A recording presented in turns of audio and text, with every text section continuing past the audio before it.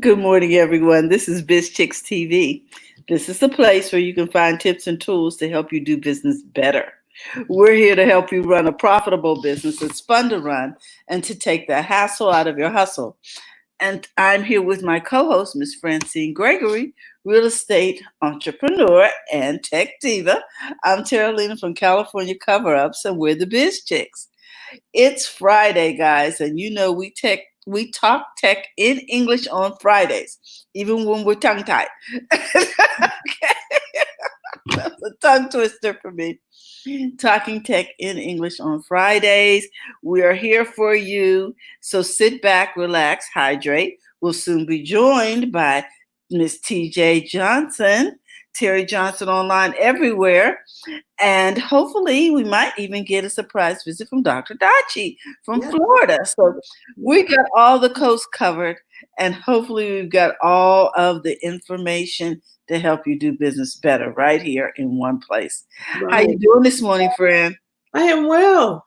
Good, good. What do you have for us this morning? Well, this day in tech history, as I'm turning off my notifications. Okay. Oh, So, I need to silence my phone while we're doing this. this week in tech history. Okay. If y'all don't know, I like history. So, here we go. Oh, April 4th, 1975, Microsoft is founded as a partnership between Bill Gates, age 19, and Paul Allen, age 22, in Albuquerque, New Mexico. Wow. The company is founded to develop BASIC for the MITS Altair 8800. MITS is headquartered in Albuquerque, so Gates and Allen moved there from Boston to launch their company. Eventually, they decided to move Microsoft to the Seattle, Washington area, where both men were originally from and met in high school. So, you never know what one of your friends is going to take you higher. Isn't that true? Right.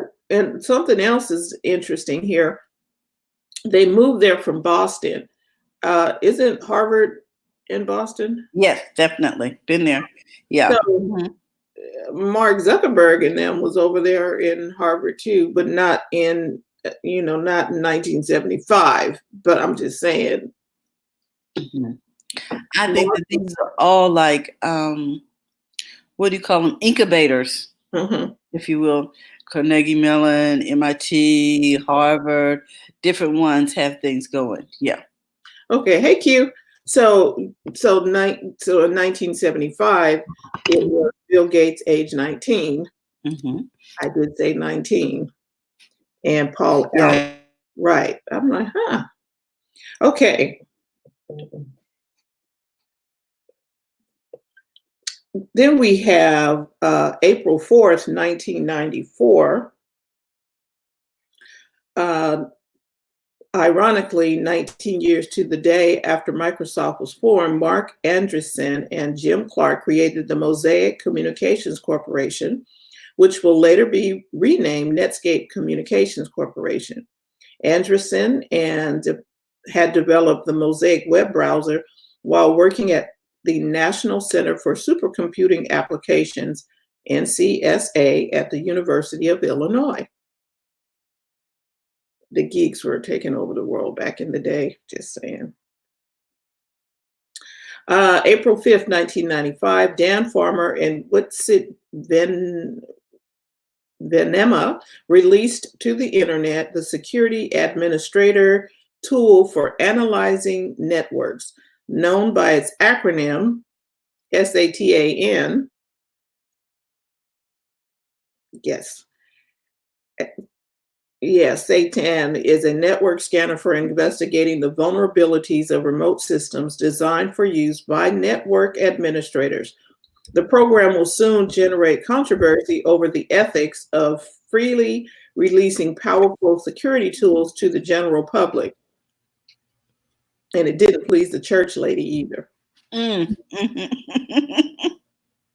Why would you pick the acronym that you know is going to be Satan? Just To mess with her. I mean, security administrator tool for analyzing networks. I think they did that on purpose. I think so. We could have come up with something else. Right. I'm looking for my earphones. If you never know. Windows 3.1 was released April 6, 1992, priced at $149, selling 3 million copies over the next 2 months. That was the software, right, TJ? Yes. Yeah. Mm-hmm. Windows 3.1 added multimedia extensions allowing support for sound cards, MIDI, and CD audio, Super VGA 800 by 600, monitors, and increased the speed of modem. It could support to 9600 BPS. Wow, that was fast. Okay. For many of us that were born into computers back in the day, it was the first version of Windows we actually used, as previous versions were still gaining consumer acceptance, and Windows 95 wasn't released until 3 years later. So now the software for most people are already built in.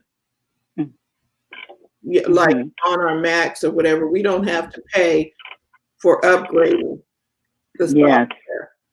All these different. Right. Mm-hmm. Well, back in the day, you had to pay to upgrade the software.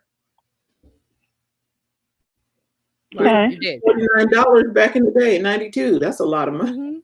Mm-hmm. Mm-hmm. That's a lot of computers, yeah. Mm-hmm. IBM, April 7th, 1964, IBM launches the System 360 mainframe architecture, which comprised of 6 compatible models, complete with 40 peripherals. Somebody will explain peripherals later, but the line... Okay, wait, just real quick. A peripheral is anything you plug into the main computer, like a mic, a printer, a mouse. Peripheral. Because I'm kind of... An accessory. Accessory. Yeah. But they call it peripheral. It's a printer, it's a mic, it's a webcam, it's whatever that you plug in. Okay, to cool. the computer. Okay. We learned a new word, peripheral. Peripheral. I haven't said that word in years. Peripheral. I know. I was thinking about somebody. Mm-hmm. It was part of the vocabulary we learned initially. Yeah, it's tech vocabulary, but I haven't said it in years. But it's peripheral, right? Right. Hey, Pat. Yeah. And right now, some of those peripherals are built in to the system now. Yes. Yeah. So we don't have to buy. Yeah, we're not buying things and everybody has them, so now it's no big deal. Everybody's got a printer. Everybody's got it. You know what I mean? You can print by Wi-Fi. Yeah, back then, a lot of people didn't have printers in their homes, but now everybody, printers price came down, so it was affordable to go in the home. The inkjet. Yeah, the ink is not cheap anymore, but anyway. Yeah, the inkjet. It's the inkjet printers that came into the home. There's 2 types of printers. There's a laser printer and an inkjet. All right. The line dubbed the 360 because it addressed all types and sizes of computers. Cost IBM over $5 billion to develop. The System 360, $5 billion back in 1964. And it's widely considered one of the riskiest business gambles of all time. Up until this time, computer systems, even from the same manufacturer, were generally incompatible with each other. Software and peripherals from old systems would not work with new systems. Update your stuff, people. Okay. Mm-hmm. This stifled acceptance and deployments of new systems as business customers were hesitant to lose their investments in their current systems. By developing a mutually compatible series of mainframes, customers were assured that their investments would not be lost if they purchased further System 360 models. Okay, that's a big computer. In 1964. Mm-hmm. Aren't these the same people who tried to put that computer at NASA and couldn't get it in the door? Yes. Yeah, from the movie, right. Okay. Yeah.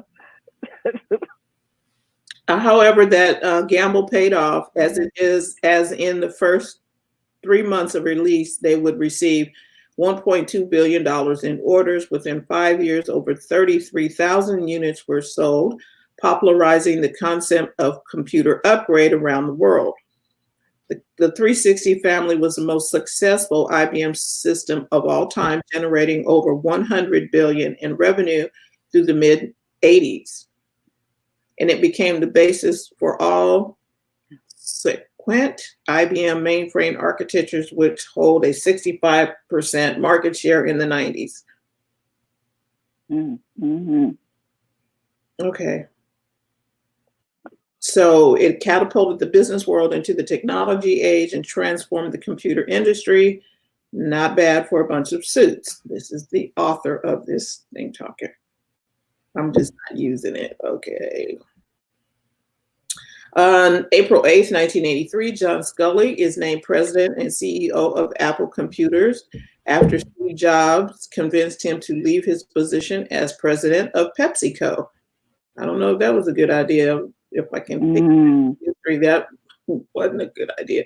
While Steve Jobs wanted the position of president for himself, then CEO Mike Markula didn't think Jobs was ready to take on that responsibility. Jobs wanted Sculley based on his success in growing Pepsi's market share against Coke. Okay. He wanted that same type of marketing success for Apple against IBM. Part of computer industry lore, Jobs reportedly asked Sculley, do you want to sell sugar water for the rest of your life, or do you want to come with me and change the world? Wow. That was a bold statement. Yeah, Steve was a special kind of person. Not saying that he's a good guy. No, but he had vision. Yeah. That other people, they were just going with the status quo. Right. And he was like, okay, no, we need to do things different. Wow. And if you read the biography by, I think, Walter Jacobson, that he wrote on Steve Jobs, that whole selling thing and where he said about the sugar water is all in the book. Right. Yeah, Walter Isaacson wrote the book, and I listened to it on my audio book. It's a good book. It's a very good book. I think I'm frozen. Let me refresh. I think I'm frozen. Let me see. No, you're fine. Good. We can hear you. Okay. We can hear you, so you're fine. And we can see you too. April 9th, 1959, NASA announces the selection of the United States' first 7 astronauts: Scott Carpenter, Gordon Cooper, John Glenn, Gus Grissom, Wally Schirra, Alan Shepard, and Donald Slayton. These were chosen from 110 applicants to participate in the Mercury program, the nation's first manned space program. The news media quickly dubs the group the Mercury 7. And on May 5th, 1961, Shepard will become the first American in space during the flight of Freedom 7, which was the one that the Hidden Figures ladies. Oh, okay. Part in. Yeah. Was it? Okay. Katherine Johnson. Johnson, yes. Right. Hey, Brenna. So recently passed. Yeah. 1959. I'm still not going to Mars. Okay.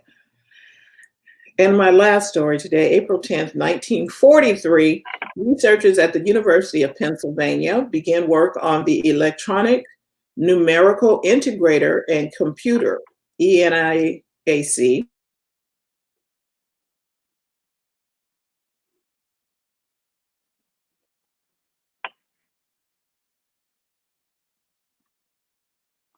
Okay.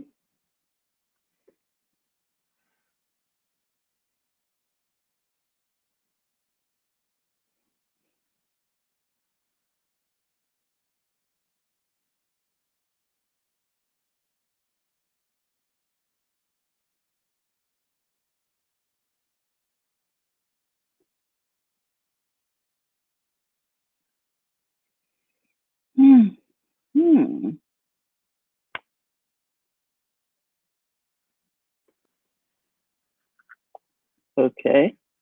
Can you hear me and see me? Because my screen Yes. broke. Mine Okay. froze too. Well, Yeah. I think Fran's froze there for a hot second. She's probably going out and coming back in. Yeah. Yeah. Okay, well, they said we're going to have some connectivity challenges. Welcome back. Yeah. It always seems to happen on Fridays. Now for a moment of silence. Yeah. Thank you, Mark.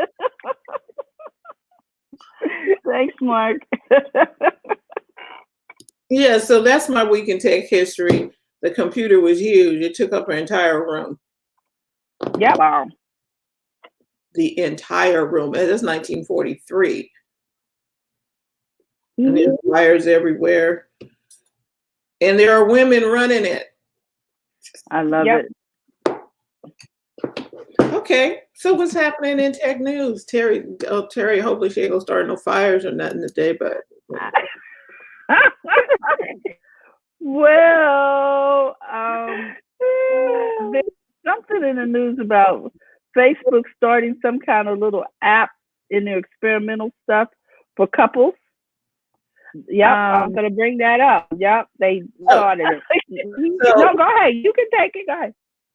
No, I just wanted to mention that you're supposed to be able to connect with your special friend or boyfriend or girlfriend or whatever. Your partner, whoever, yeah. It's called Tuned. Tuned. Tuned. Sort of like tune in, huh? Yeah, so Tuned. Tuned. Tuned. Yeah, I thought it was kind of interesting, but I'm from a different generation, but to me, it's just asking you to share way too much. I mean, where you going? Good morning. I mean, come on, people. I don't know if when you got a contract, if you do that much. Look, our report says Facebook for couples. You're in quarantine, don't want to be in the same room, but can't find the remote. Oh my God, that is funny. It's just a subset of privacy. It's privacy because everything is going to smaller groups and privacy. So a couple can share with each other instead of sharing on Facebook for the world to see. Why can't they share between the two? I never understood that either. I never understood you just go in the room and talk to the person. Okay, look, let's look at it from Gen Z. This is Gen Z from their eyes. And they like to share. I have a millennial nephew. My nephew is millennial, and I would tell him, he would talk about his job, like say negative stuff on his Facebook for everybody to see. And like I told him and his mother, like, you can't post those kind of things. He's like, they feel like they can say whatever they want to on Facebook, online, for the world to see. And it's like, I wouldn't say those things about, my work or wherever I was, because they can see that thing. Wow. But they have a different attitude about online posting, is my point about that. Yeah, for some reason they don't feel like it's I guess their level of their explanation of privacy is different, and the explanation of freedom of press and freedom of expression are different. Right. So and we're going to leave it at that. To share. Yeah, they feel free to share everything. Every little thing that we wouldn't share, they share it. They don't care. Mark wants to know this. Can you role play by catfishing your own partner? I don't know. No, he said you can. Think of it. Listen, think of it as a 2-person Facebook group, and there's only 2 people in it. Yeah, that's it. But my problem, they're sharing. Okay, here's the deal. So what if you're sharing, and then next week you break up? Do people ever think in advance? I don't know. Does that person have all the personal stuff that was encrypted that you thought was going to be in their heart forever? No. You know what I mean? Thing. Like, you have to be careful what you share with, they were doing sexting and sending pictures and taking pictures of themselves and sending them. And like you said, once they broke up, one of the people in the relationship would share that information publicly, the pictures and everything with the world. So you have to say, I don't want to take that because I don't know in 5 years where that picture is going to be. Where is this going? You know? Yeah, where is this going? Okay, and because you have the third person in the room connecting the two of you, it's called Facebook because it still has to go across their platform, right? Yeah. So they're monitoring. Yeah. So it's not you and the other person; it's you, Facebook, and the other person. Right. It's three people in this relationship. You're gonna freak them out, friend. Well, you're thinking, okay, this is going to be safe. I'm going to show it over here, but you're on the platform and it's moving from point A to point B. Mm-hmm. And somebody the butler is carrying the message, like the butler. Because did the butler read? This is the thing now. I like a lot of historical dramas. And back then, whatever it was, when they wanted to send a letter, they did it on paper, they wrote it, but they folded it, and then they put a wax seal on it. Yeah, they did. So you knew if somebody read it because the seal would be broken. So if you got the note and the seal was unbroken, then you knew, you kind of, rest assured that nobody read the note. We don't have a wax seal. Hold on. So now what if? So yes, they would fold it. Mm-hmm. No, they would fold it in a different way. Okay. You can't read both sides. Yeah. And Mark has some more comments.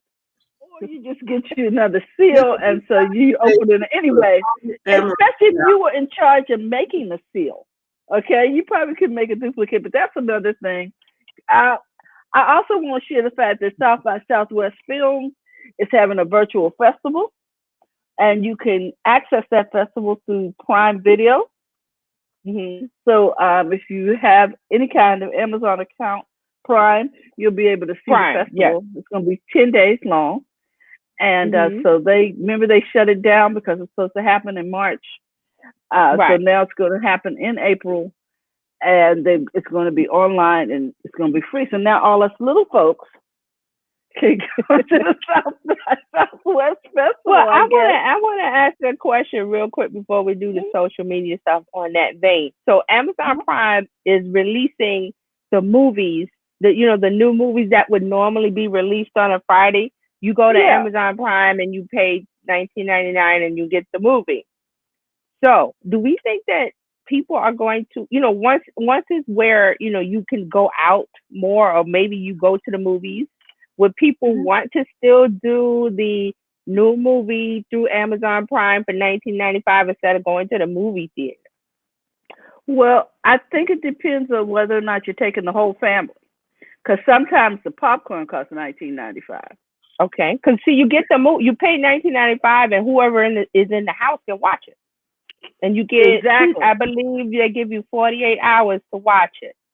And okay, I'm thinking, all of us, y'all can come on in, go to the store and house party popcorn, and let's sit down. Yeah, because when you went to the movies with a family of 4 here in New York, that was like almost $100 with the popcorn. Oh yeah, so, at least. So I'm gonna stay home.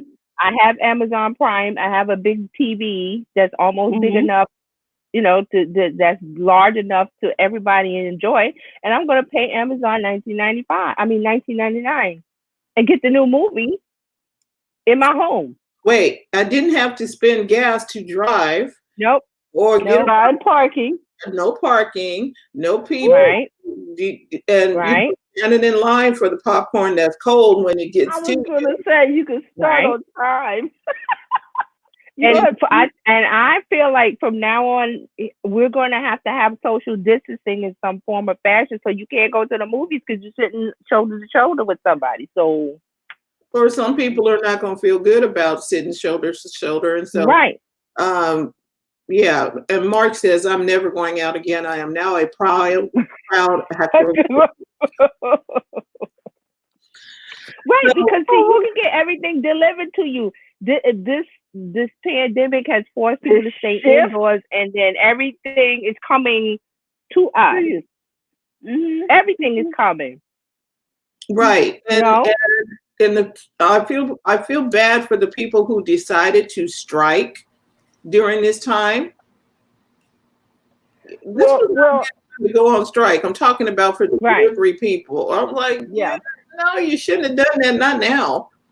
Well, the Amazon people wanted masks and things, and so Amazon is setting up some kind of test centers within the thing, and they are giving them gloves and masks now. And I wasn't even talking about. That was one of the reasons why they were protesting. No, I'm talking about Instacart. The people who wanted more money.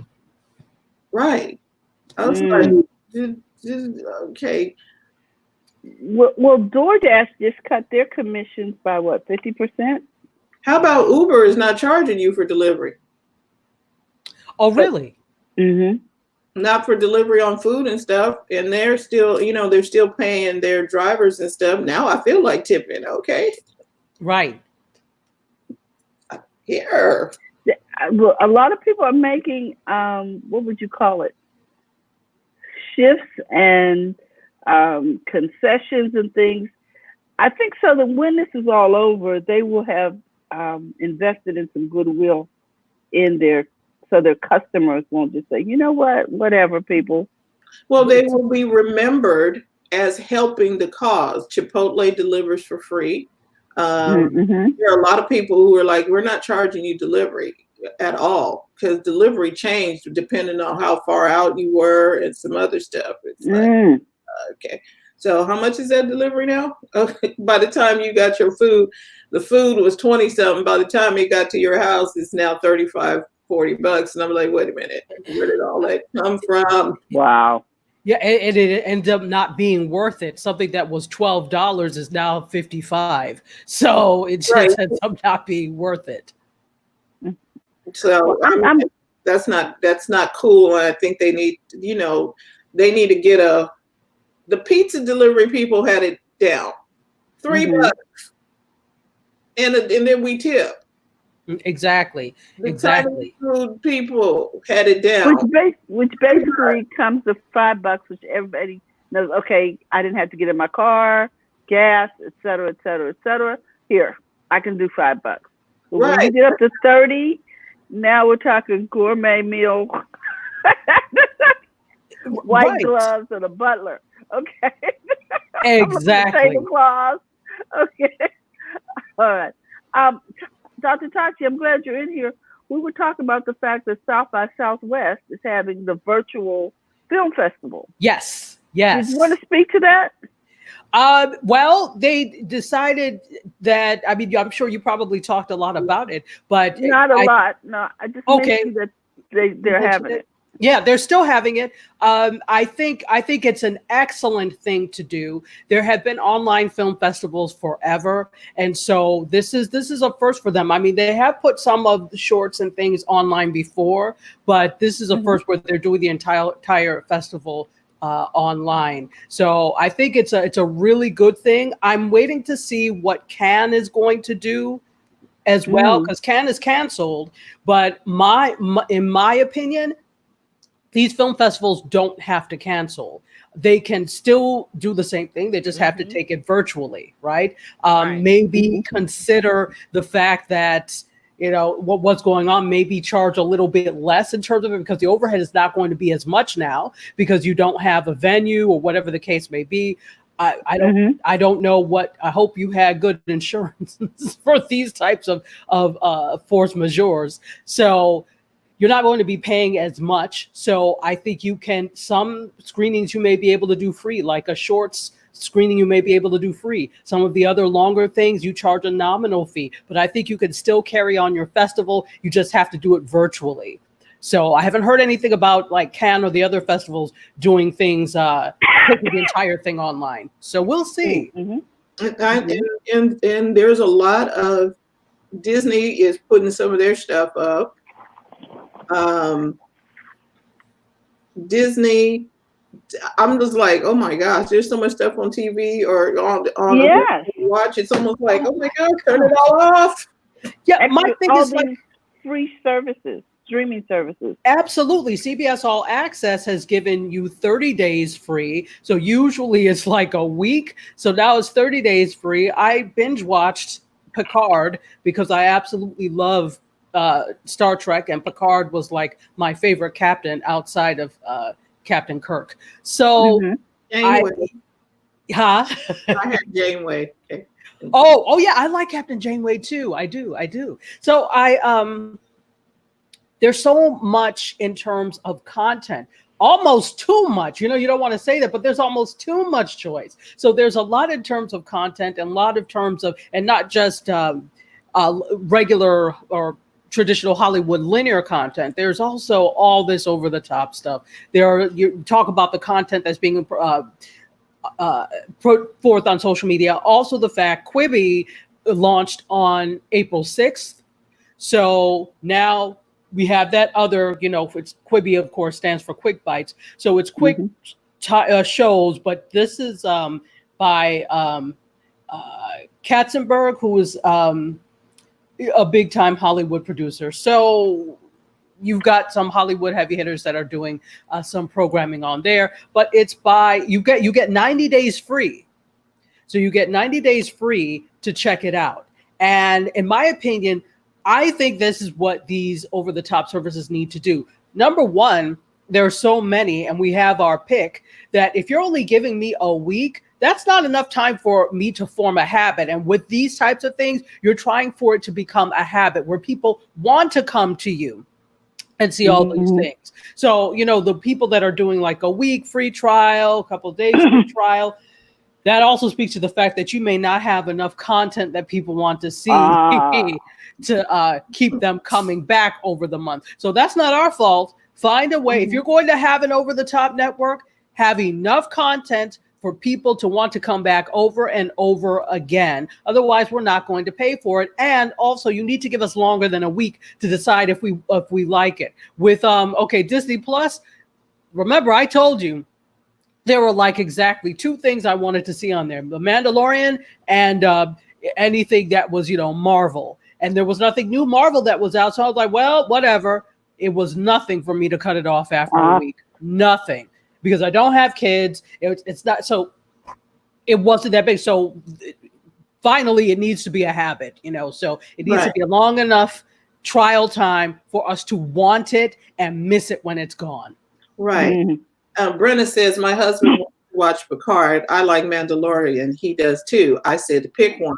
Well, you don't actually have to pick one, because if they're giving you 30 days at CBS, you can go ahead and watch Picard, because I don't think there was a whole lot. I mean, it wasn't like 60 episodes. It was 13, I believe. Yeah. So you can go ahead and watch. He can watch Picard, and then you all can pick up The Mandalorian on Disney Plus, because I think Disney is giving you 30 days. Disney, okay, well, I don't know you may know now what if they've added something, but the initial was a week, unless you were with Verizon and had that one of the packages for Verizon. If you had one of the plans, you were able to get a year free of Disney Plus. So for the rest of us chopped liver people, you got a week, and that was it. That's why I didn't miss. I waited for my week till all the episodes of Mandalorian were there, and then I watched everything and I cut it off. So and then see, here's the other thing too. Disney is $6.99. You ain't got to go for the $12.99. Get the $6.99 for the 1 month. Watch everything you want to watch. And click, turn it off. That's true. $7. But perhaps I'm just extremely cheap, where I don't want to give you $5, $2.99, $7. The problem is they add up. They add up. That's the thing, because none of these are all on the same platform. Now you notice all these wonderful shows are on 10 million different platforms. Right. Dictate, and they don't always release things at the same time. So you can say, oh, well, I'll do all my free trials at the same time. No, what you need to do is they space it out so that everything is not at the same time. And you may end up paying for things if you want to see them. So the best thing to do is, if there's something you want to see, you just have to wait. I know you get caught up in the rapture of everything and oh, I want to watch it with everybody else and live tweet. Well, if you're trying not to pay, you're not going to be able to do that. So you're going to have to wait till all the episodes are up and binge watch them then, and just close your ears to to anybody talking about it so there are no spoilers. Yeah, because they're doing the most right now. Because I was like, okay, so where's Maleficent? The second one. Maleficent is not on Disney. Oh, so is it not distributed by Disney? Do they not own? It's not playing on Disney right now. I was like, while all these kids is at home, Maleficent should be part of the package, but it's not. Too much like right. Well, I wanted to see it. I finally got to see Toy Story 4, but the stuff is not. So they're picking and choosing what they're putting up there. Yes. And I'm because like, I think they're trying to hold out something so they can, leverage it in the marketplace. I do know. I wanted to see the Disney program with Harrison Ford out in the wilderness. That's not on Disney right now either. And I was like, wait. You said this very well. I don't remember if it was you, Francine, or you, Terralina, that history will not be kind to the people who are not doing their all in every way. It's not just the businesses that are delivering food or doing, it's not just the stores. This is also all of these content providers who, if you're trying to lock up stuff to wait till after all this blows over and then release it, we're going to remember that. We will remember that you did not treat us kindly during the whole thing. And for the most part, I think this is a good time for most media providers because they know that we need to watch this content, but it's also a tumultuous time because if you look, there are a lot of layoffs that are going on because of this. So a lot of layoffs, a lot of restructuring because of this. And so it's like, how does that affect our content? Well, it could be that they can't really afford to put it where they wanted or release it when they wanted to because of all of this. So that's another end to it. But if you're just sitting on this just because you're trying to, no, do it now because we don't know how long. We hope this is not a long-term thing, but we don't know how long. So this also is a lesson for you to have some plans in place and stop thinking on the fly so much all the time. Here's Mark's comment. I get Hulu when The Handmaid's Tale is on, cancel when it's over. I get Showtime when Homeland is on, cancel when it's over. I play the game.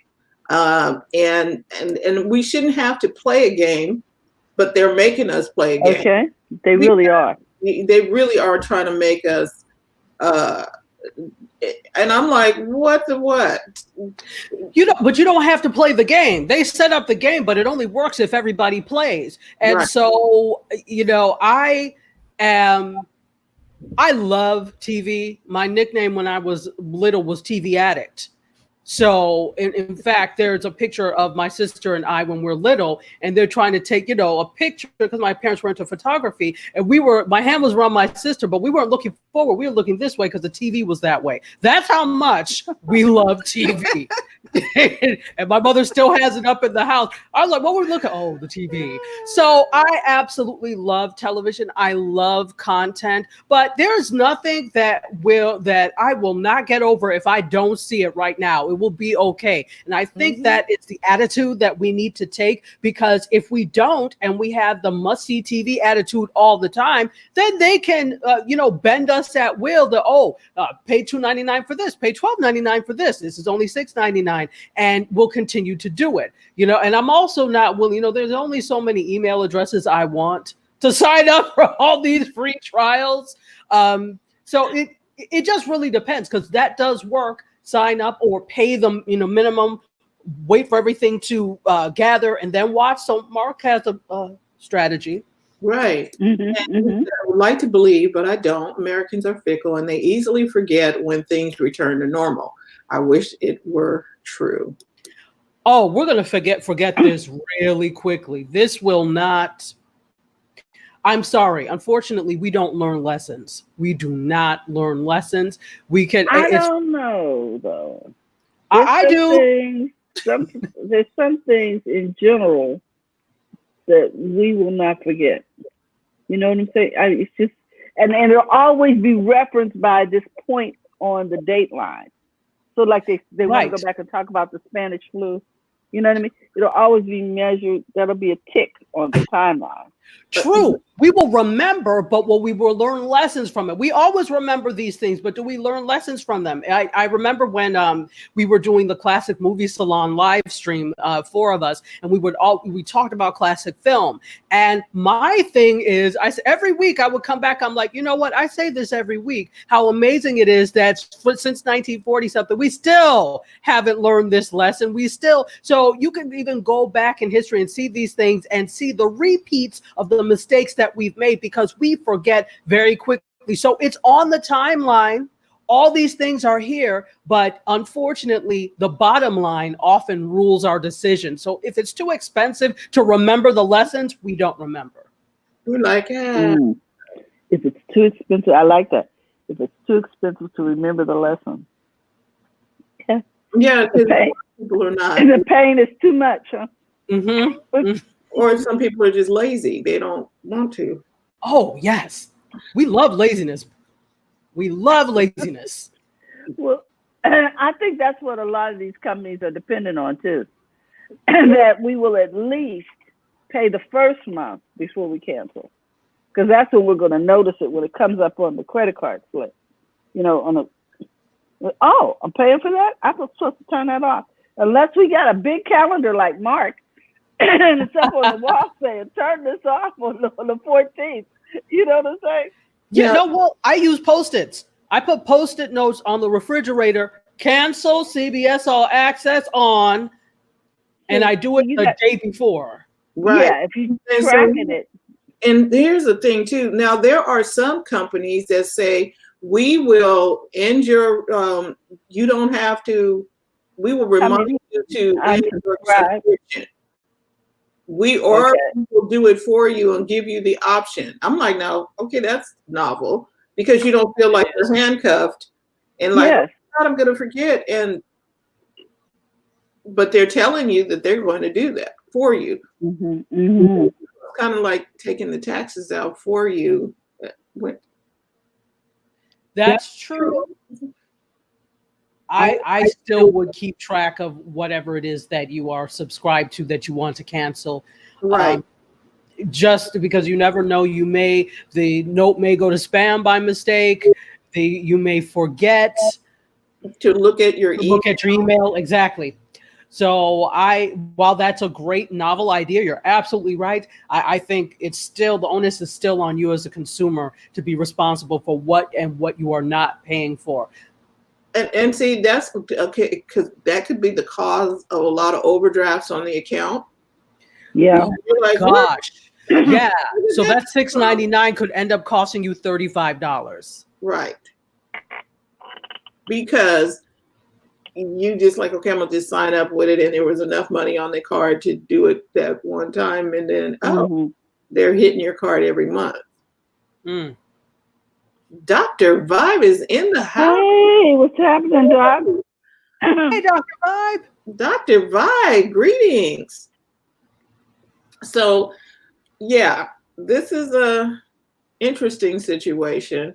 TV is everywhere right now. I was like, oh my God. And I don't get to watch it as much now during this time as before. I thought, I'll have more time. No.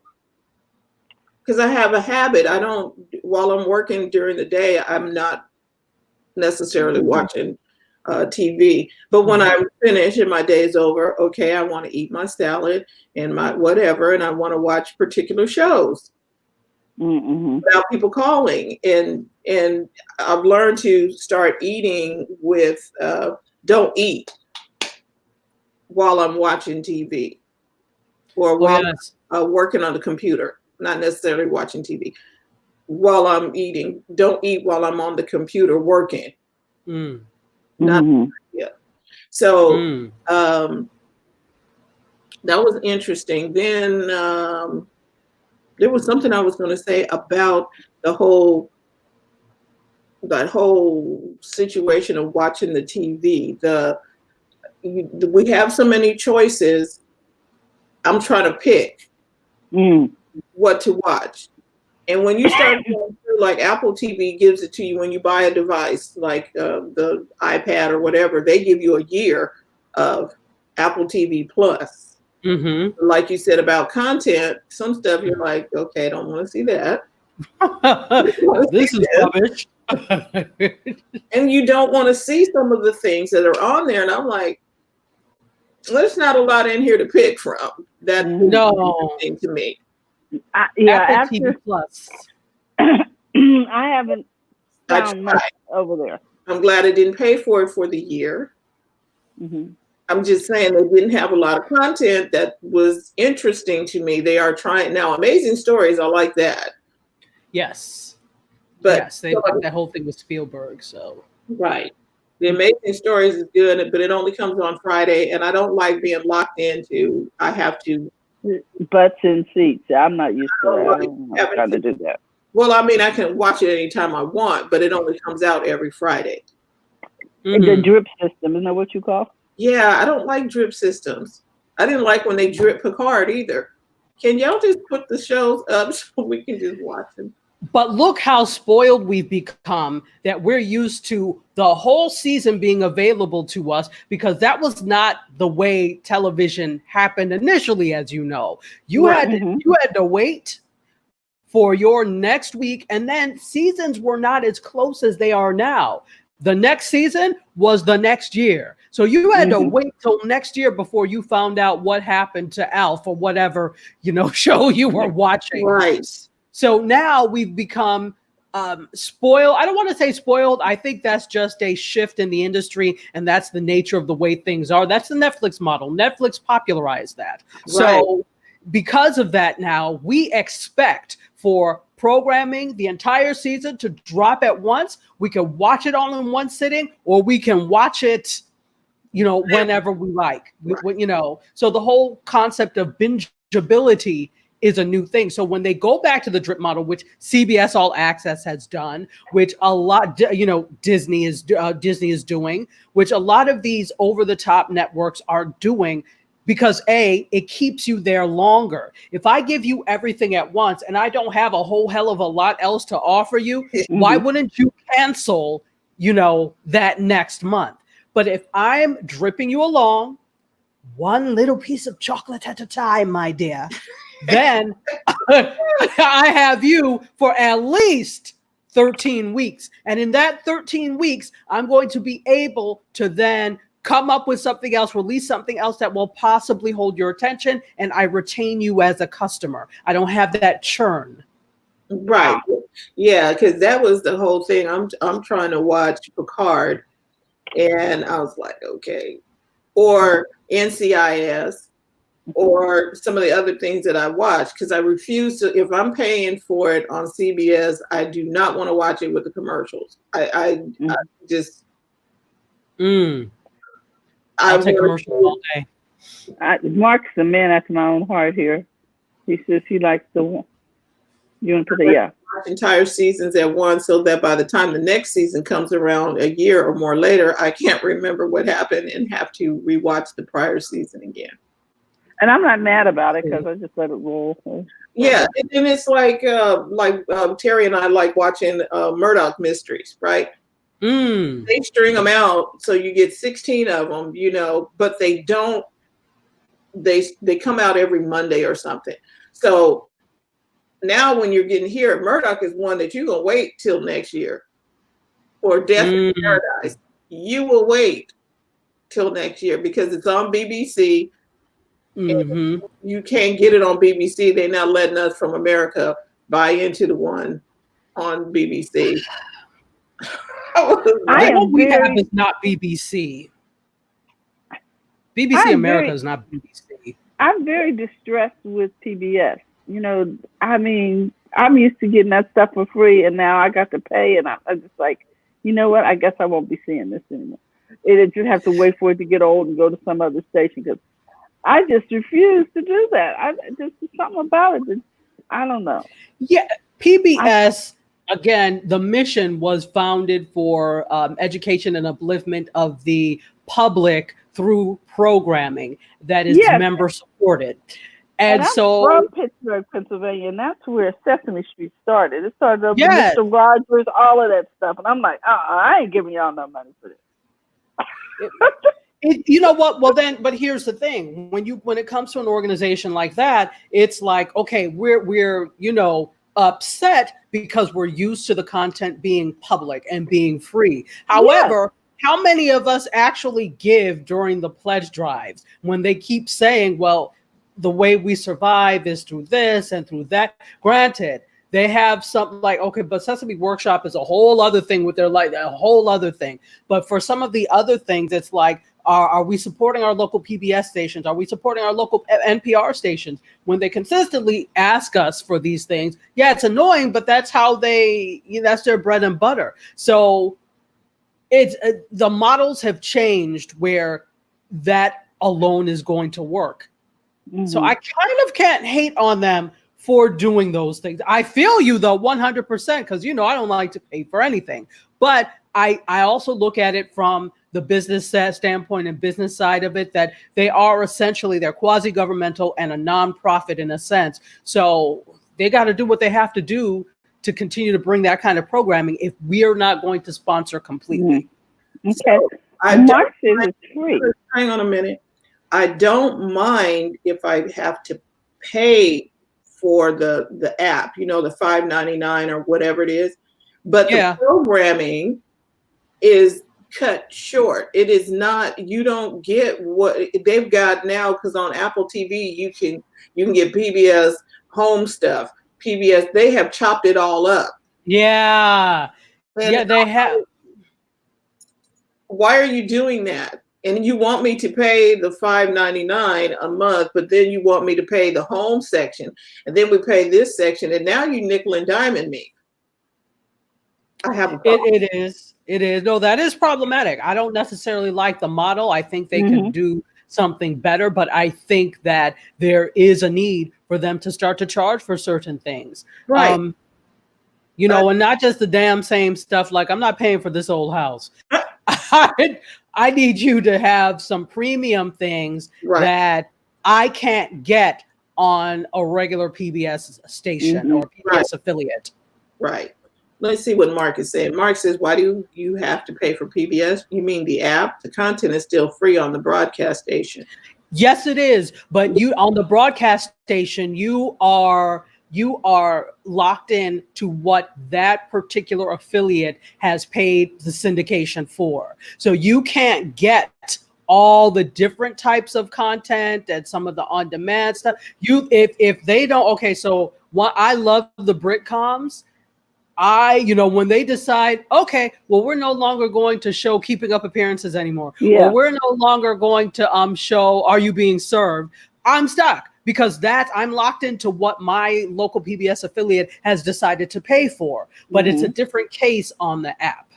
Right. You could get more content on the app. On the app. And like I said, they were chopping stuff up, because on Apple TV, they were like, okay, wait, there's family, there's cooking, there's life, there's this. I was like, why is all of this stuff different? And then you're making me pay for each little circle. You know what? You're right. But they have actually been doing that for a while. If you notice, they had PBS Kids for a while, even though it was all contained on one channel. They had the Think Bright, Create, and all these things. And before, all of these things were on one PBS. But then they started to chop things up, and you can find the different PBSs over the air, right? So they've been doing this for a while. It's been chopped up for a little bit of time. It's just now they're trying to monetize each piece of the pie. Wow. I can't hate on them.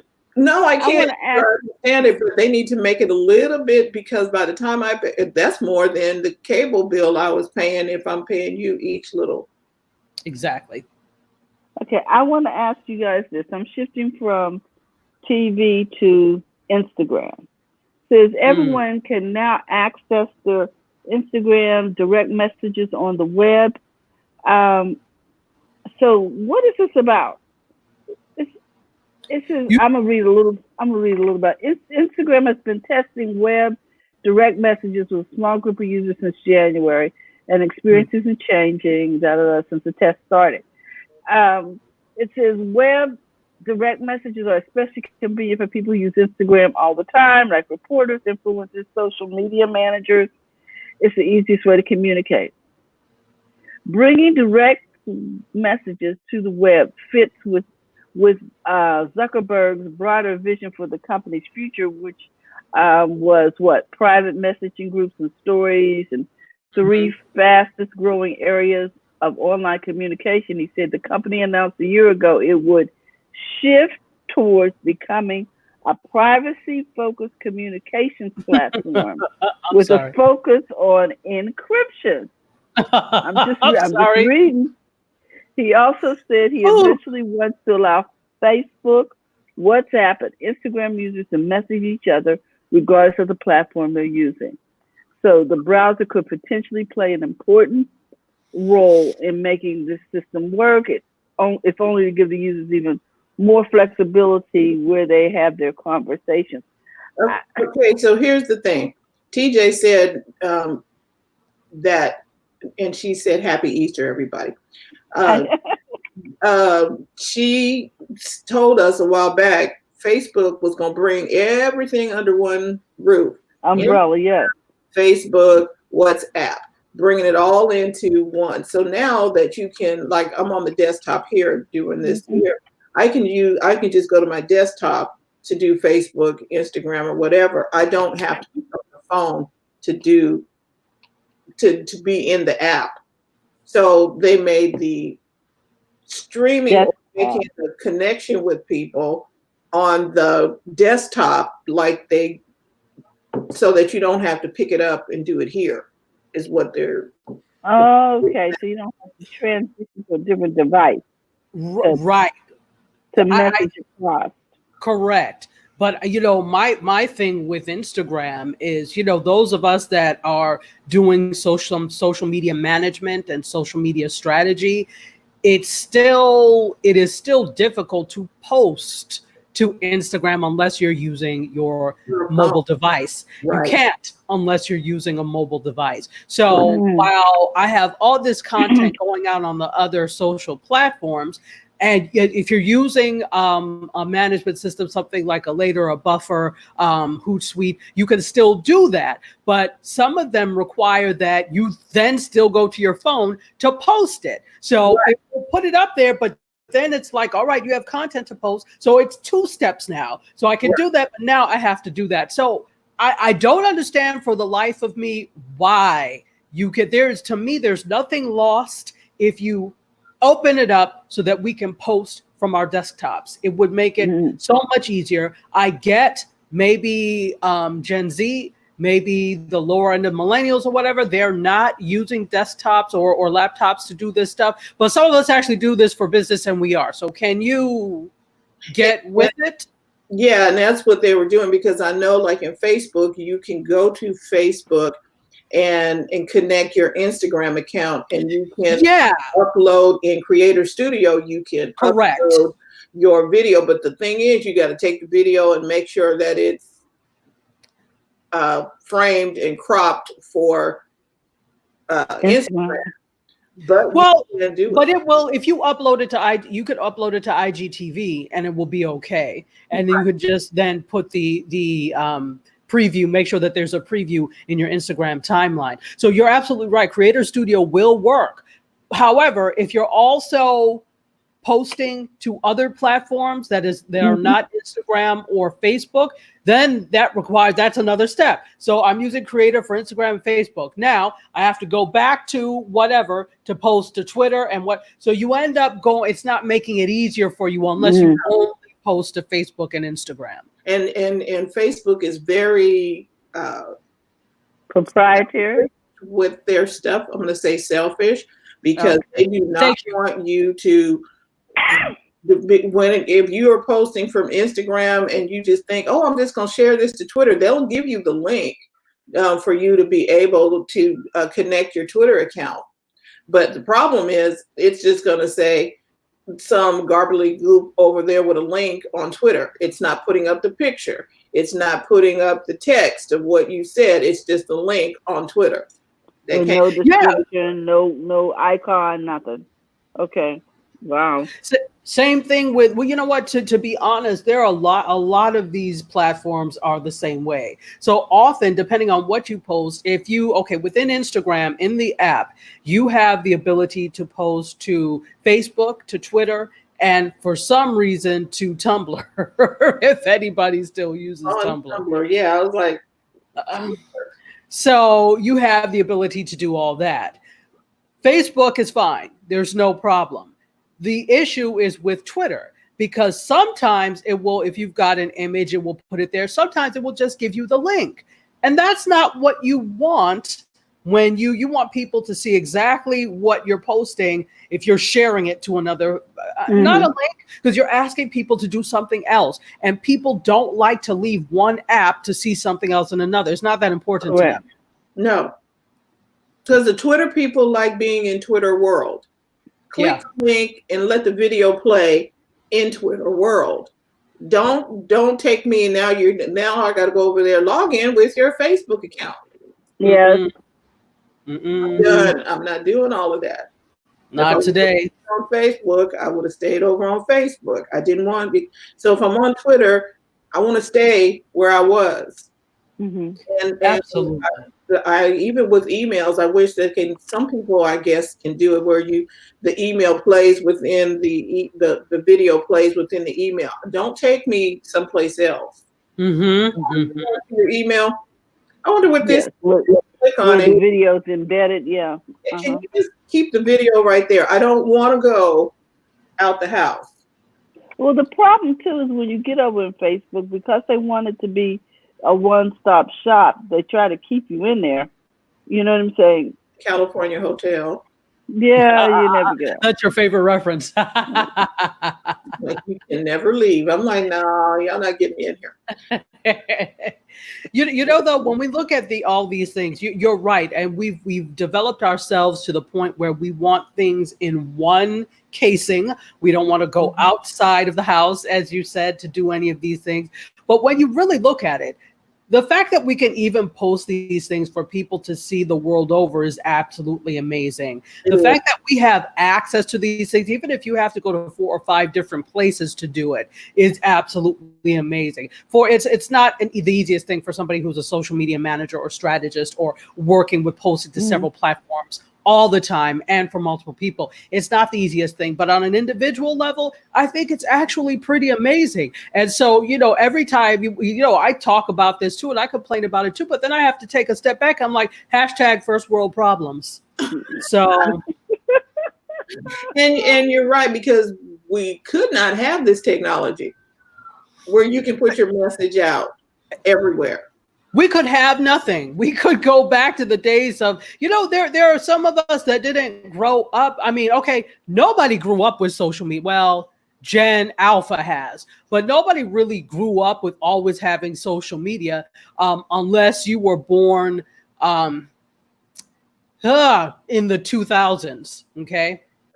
You didn't grow up with always having social media. So there was a time before that we did not have this. There was a time where there were no smartphones, but we were finding other ways to communicate via text, etc. A, B, C, C, those types of things. So we find our way, and I understand that things change, and it's just progress, which is why we feel this way. The more you progress, the less you feel you should have to do. Like now that we have cars, and I'm guilty of this every time I'm in New York, unless it's the summertime. I am guilty of taking Via and Lyft and Uber I can sometimes, especially if it's cold, cannot bring myself to get on the subway anymore. Because if it's $5 anywhere in Manhattan, if I'm taking Via, why am I going to go through? I'll pay the $5.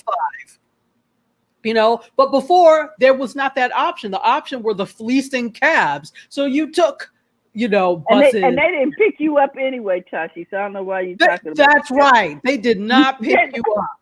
They did not. That was not an option. That was not an option. So So it's all relative. And they have improved in some cases. Yeah, Mark says I miss the smoke signals. See, simple. Yeah, it was. It was like, and that's the history of stuff, though. Every era is getting easier. We are now in an area. We're in a place now where I don't think people are going to go back to work the way it was. Are people going back to work? That's what you need to ask. Are people going back to work, or are they taking this time to reassess what's important and how they can do other things away from the traditional workplace? That's not going to be everybody. That is not going to be everybody, because the overwhelming majority of people are very happy being a cog in the machine and are fine with being in the machine. Good for you. But there are these people who maybe have already kind of like been thinking about this. This could be something feasible, who may have lost their job because of this. And it's like, you know what? Clearly, witches aren't loyal. So I'm going to have to go and see what I could do on my own. So I think there's, if I may, I think there's going to be this whole wave of entrepreneurship that started because of this, as opposed to people going back to work for the man. That's such an old term, the man, but you know. Well, and because I'm thinking I have a co-working space that I use when I need to meet clients or what have you. We have an office space there. And I'm like, I haven't been in there because we're been told to stay at home. So I'm like, and I'm doing everything from here. You mean you're getting it done? Get her done? Yeah. So is this now a wake-up call to you that maybe I need to stop paying for the co-working space and stay there, or modify that? Yeah. Because if we need to find out how people's psyche is going to be, their mindset. What are their people's mindset going to be when we are on the other side of this? Will people gather to do whatever they want to do? Or will they want to gather electronically, because now I don't have to pay to park. I don't have to buy a new pair of shoes. All I got to do is have a top. Okay. Exactly. And if you are already the type of person that tends to run late anyway, I could be on time for once, those types of things. So, I think this opens up so much promise. I do caution us with this new innovation or this new way of working for some people, that we don't forget the human connections. And that's something that can very easily be lost if we're not careful. Well, I think we're going to crave that initially. Well, and that is why you still need to call people, check in on them, and do the human things. And I really believe that people are going to rethink things. I don't have to jump up, get dressed, hit the subway, go across town to sit there and for an hour or whatever to talk about whatever we're talking, and I can see your face. We don't have to drive 300 miles to attend a meeting to tell us that they are going to table everything. No, ma'am. I can see your eyes. And video conferencing has been out for a while. Oh my gosh. Yeah. We never were forced out of the nest to use it. Right. And this is really interesting. I've been saying, of course, I'm watching higher ed too, and how they're responding to these things.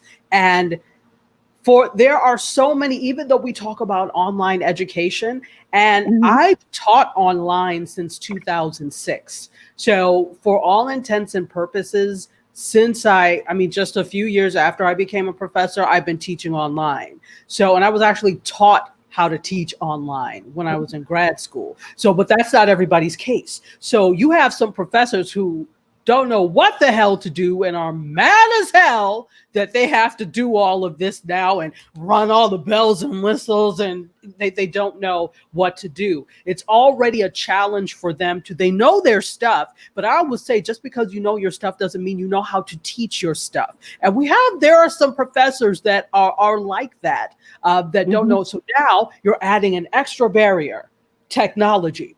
I'm already challenged when it comes to my teaching style.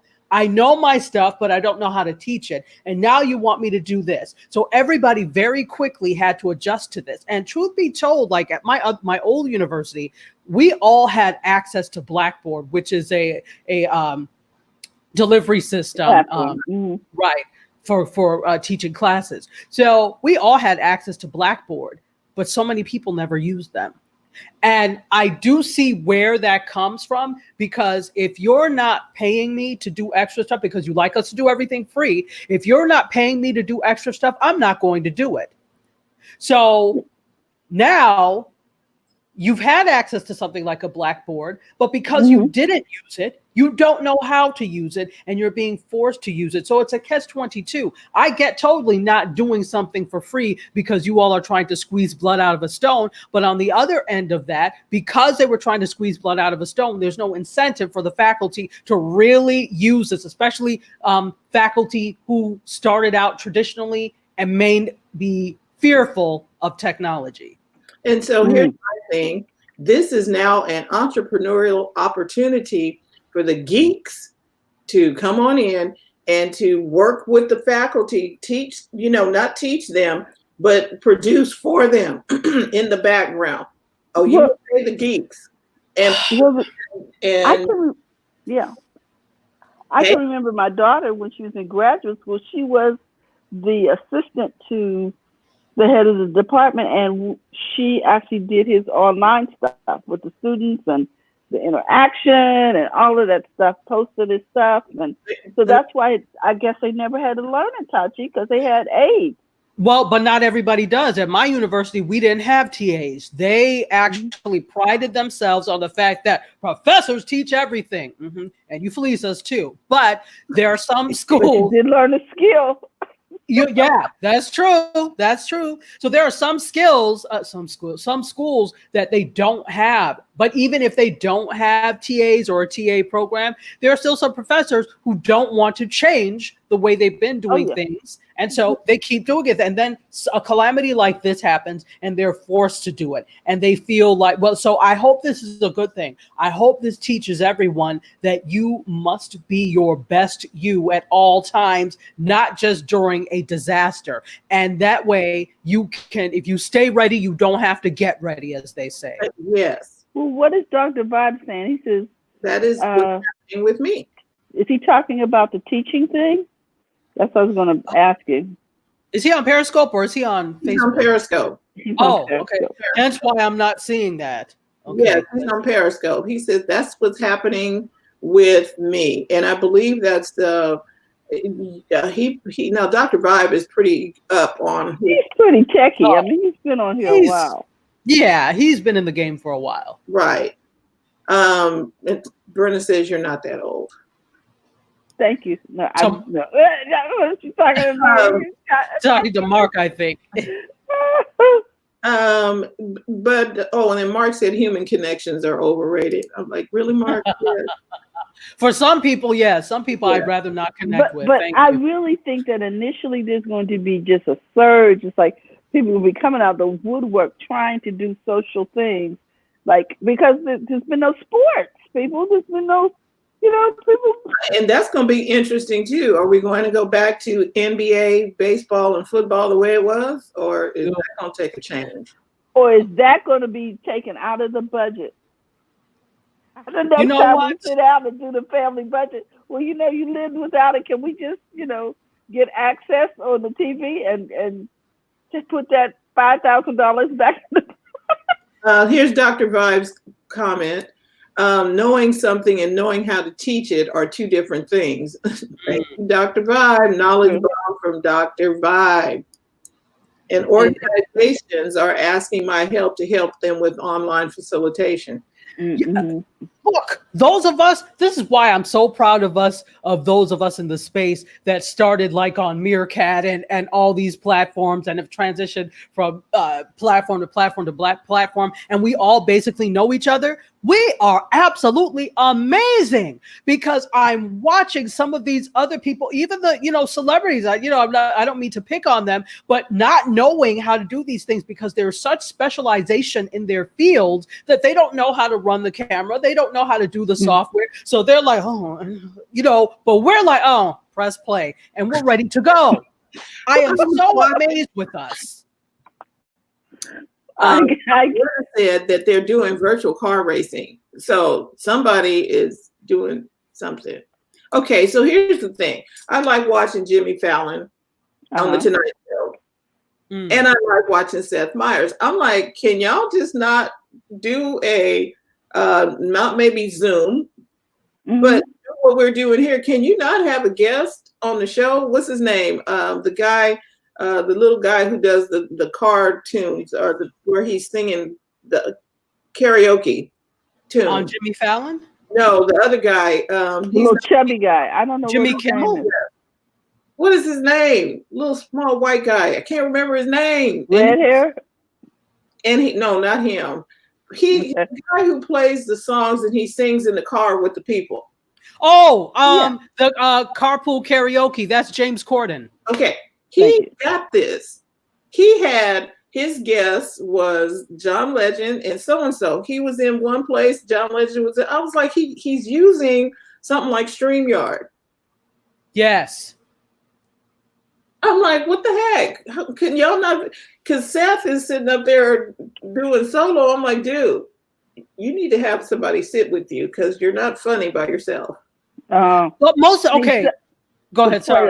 Go ahead. He's a straight guy, right?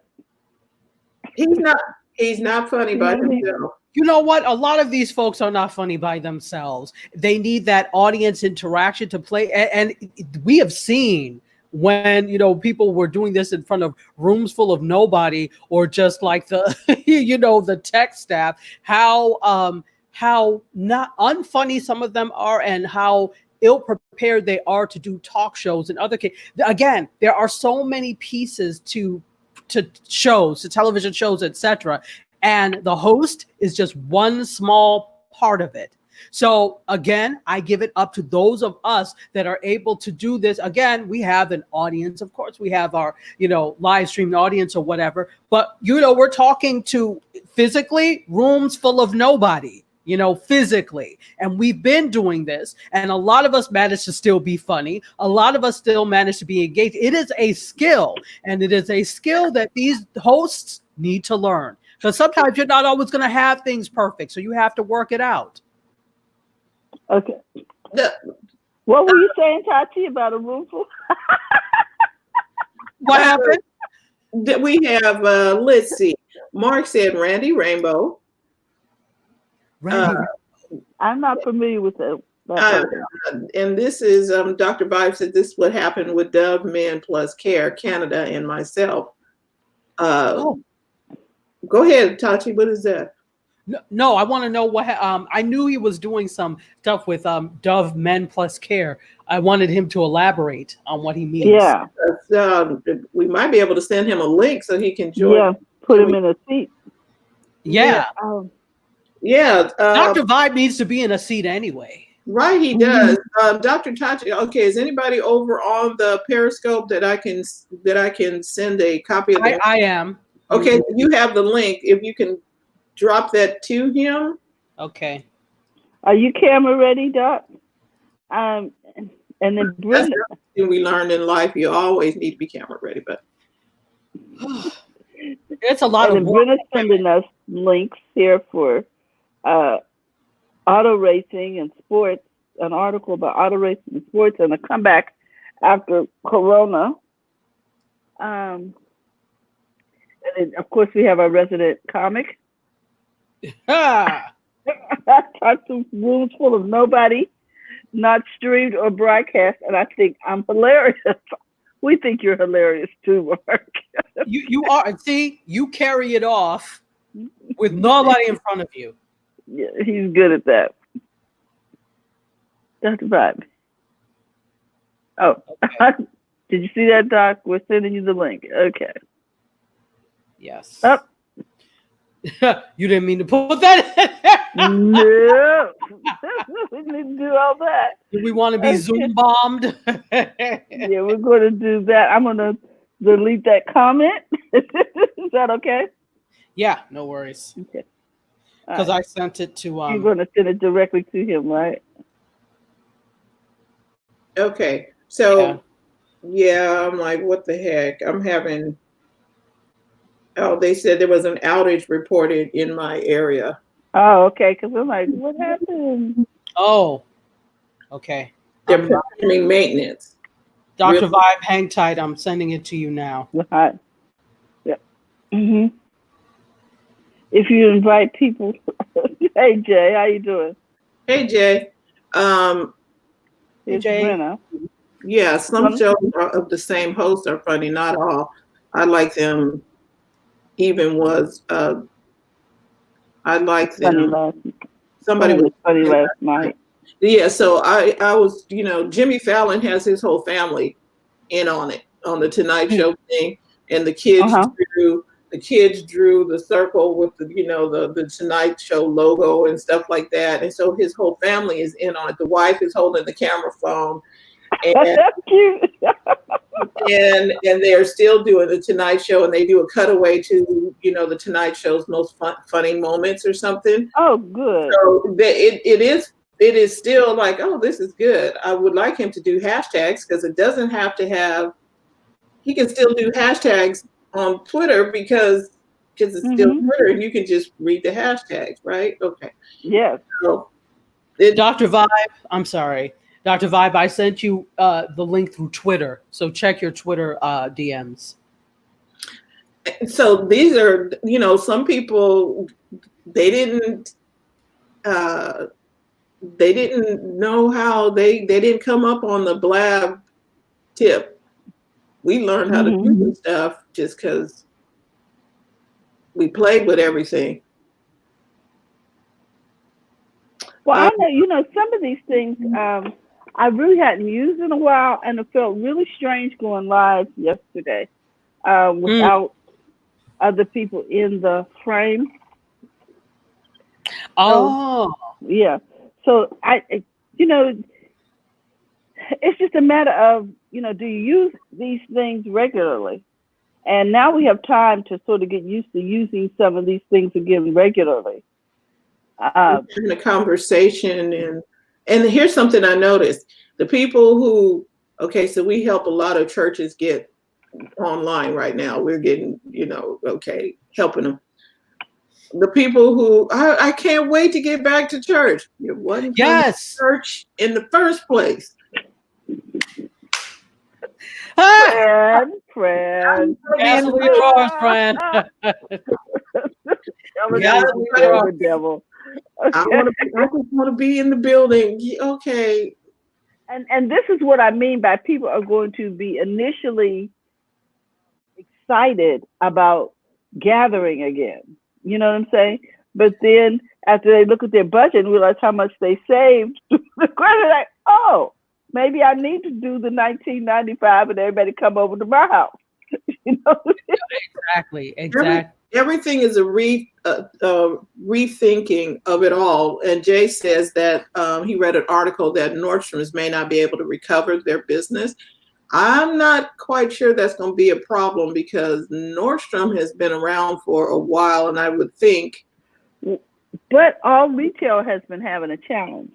Yeah. And I can see where they may have been challenged for a while. But here's the thing, Nordstrom sells online. True. They sell online. And so does their, what is it? The HOUT, I can't remember what it is. They have their stuff online. So.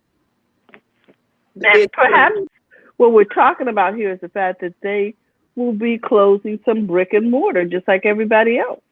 And it's true. Apple is okay. We can't walk up in the Apple store right now, but everybody, if they don't have if any business does not have an online presence, Okay, what happened to the buggy whip people? I'm just saying. Buggy people, I'm sorry for you. You need to learn how to switch, pivot, turn. You can't help people who don't want to be helped. The same thing that happened to the 8-track people and the cassette people. And you know, CD people. Oh my gosh! If people don't stop hawking these CDs, I'm just like, really? Okay. I don't need any more stuff in my house. So I have a bunch of CDs because of being, in radio. But you just notice how much room they take up. And now that you can keep everything in the cloud or your computer or whatever, it's amazing. So, but I want to go back to the church thing for a moment. Uh-huh. I was working. So Curtis and I actually have been talking to one particular church here where I am that wants to. They hadn't been doing their services, live streaming their services. They were set up to do it. They just didn't take it to the next level. And now, because we can't get to them, it's like we can't really do anything with it. And the big thing was they wanted to do it for Easter.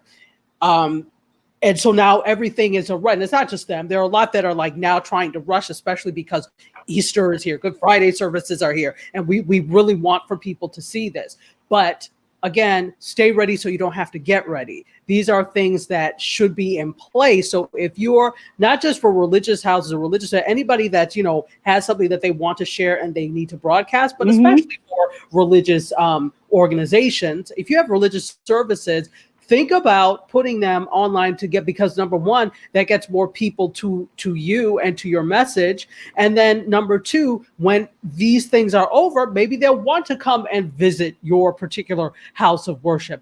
And number three, those who are not doing this, it's going to be interesting to see who goes back when all of this is over. Especially you talk about younger people not always being involved in church. There are these churches like, these kind of big mega churches that are aimed at millennials and aimed at Gen Z, and they're pulling them in. So if you're not doing your part to do that, you may not have a next generation of parishioner or congregation member to come to your church. Okay, because see, if they all Mother Mildred sitting on the front row and she can't get there.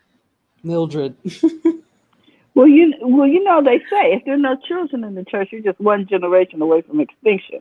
So you need to be able to have something coming in. You got to have something coming in. And you can't keep playing to the same audience. Exactly. You have to maneuver. How does the audience coming up behind you, how do they think? It's your kids and your kids' kids. Well, Tech has always done this, right? Because I can remember Apple coming into the community, setting up the computer lab and allowing the kids to check out the computers to take home. Mm-hmm. So now my kids are just Mac people. It's just who they are. You know what I mean? Because they grew up with it. Right. And you see these people putting Chromebooks in schools right now. Right. Because they're building up an audience of consumers who are familiar with their product when they get to the point where they can consume for themselves. Mm-hmm. And our congregation goes live. Terry and I were helping with that a long time ago. We've been doing this about 3 years now. And, people weren't getting it. They were like, oh, okay, there they are doing social media. And we're like, that's nice. That's cute. Yeah, Then when this went south, how can we get this out? Why are you concerned now? I hate to be like that, but it's like that's the key piece that you might as well get ready to sell that building if you're not doing things to maintain the building. And part of maintaining the building is not just the physical building, it's also maintaining the insides, and that includes the people who attend whatever religious services you have. So you've got to do that. That's part of it. It's not an option anymore. For everybody out there, it is no longer an option. It's not. No, and if you're going to connect, because the people that are there will feel disconnected because they can't get to the building? How am I don't get to see Miss Mildred. I don't get to see so and so. How do you get them to see? And if you can help people to connect, you have a great business. Mm-hmm. If you anybody on here who knows how to use this stuff, this is the prime time. Absolutely, absolutely. You know, we did something really my chapter Delta, we did something really cool on Saturday, and actually Curtis and I run their live streams basically for my chapter, and we were supposed to have a 5K. Obviously, we couldn't do it in person, so we did a virtual 5K. All the participants were given a private Zoom link, and they were able to walk out in the neighborhood on a treadmill or whatever. They joined. We brought in the Zoom, but then we also I was hosting. We also brought in some experts, some of our sponsors to talk about, because it was to benefit the Lupus Foundation and also the March of Dimes. So we brought in some of the experts to talk about it. They were walking. We maximized and minimized them. Okay, now let's go back to our runners and walkers, showed them all on the Zoom. So it was something that was really cool. Really very innovative. And so those are the types of things you have to think, because we were already doing live streaming for things. It was nothing to say, well, let's do the 5K live. So you just have to stay in that mindset of, this may not be able to happen. And if it can't happen, how can we do this differently beyond something that's just a lecture or an event where, you're sitting? This was a 5K. How do you do that virtually? And we did it. And so now we can help you take your next conference virtual. Exactly. And they need to write you a check for that. Exactly. Here's the tools that you need, and this is how it's going to go. And the whole production, I'm getting dragged back into television production, because I was like, wait, we need to have a run sheet. Yes. Right. Exactly. And so those of us that have this knowledge, even if nobody was paying attention before, they're seeing you now. They see you now, and they know what you can do. So take this time to leverage that. Dr. Vibe. Woo! Hi, Doc. Long time no see. Love the background. I do too. Thank you. How are you, ladies? Very nice. We're well. How Hi, are sir. you? Well, to the two ladies on the top of my screen, long time. Yeah. So happy to have But back. great to see you. And the lady that's beside me, never enough time. I know, right? Never enough time. Yeah, see, you started just prompting. So what's been going on? How's everyone keeping? Happy to Good Friday to those who celebrated. Happy Easter to those who celebrated. Everyone else, hope you're keeping safe. Right. I've been doing well, to answer the question for myself, and keeping real well. Good. Dr. Kat, you wanted me to expand on the Dove Men Care thing. Yeah. Yes. Okay, so if you give me about 2 to 3 minutes, I'll share with you. So I'm very much involved. I do a lot of work with fathers and men. And back in September, one thing I do every week is I do a little research in areas that I'm very passionate about. So I went online, did Google stuff, and I saw that in Toronto, where I'm based, every year there's the Toronto International Film Festival, one of the most recognized film festivals in the world. So I noticed during the film festival that they had a world premiere of a documentary called Dads. And I'm going, okay, interesting. And I began reading more of the press release. And the documentary is produced by Bryce Howard. She is the daughter of the famous Ron Howard. So I kept on reading. And at the bottom of every good PR release, there's a name and a phone number. Now, most of the time, people don't call. No, I called, and I had a conversation with the PR representative.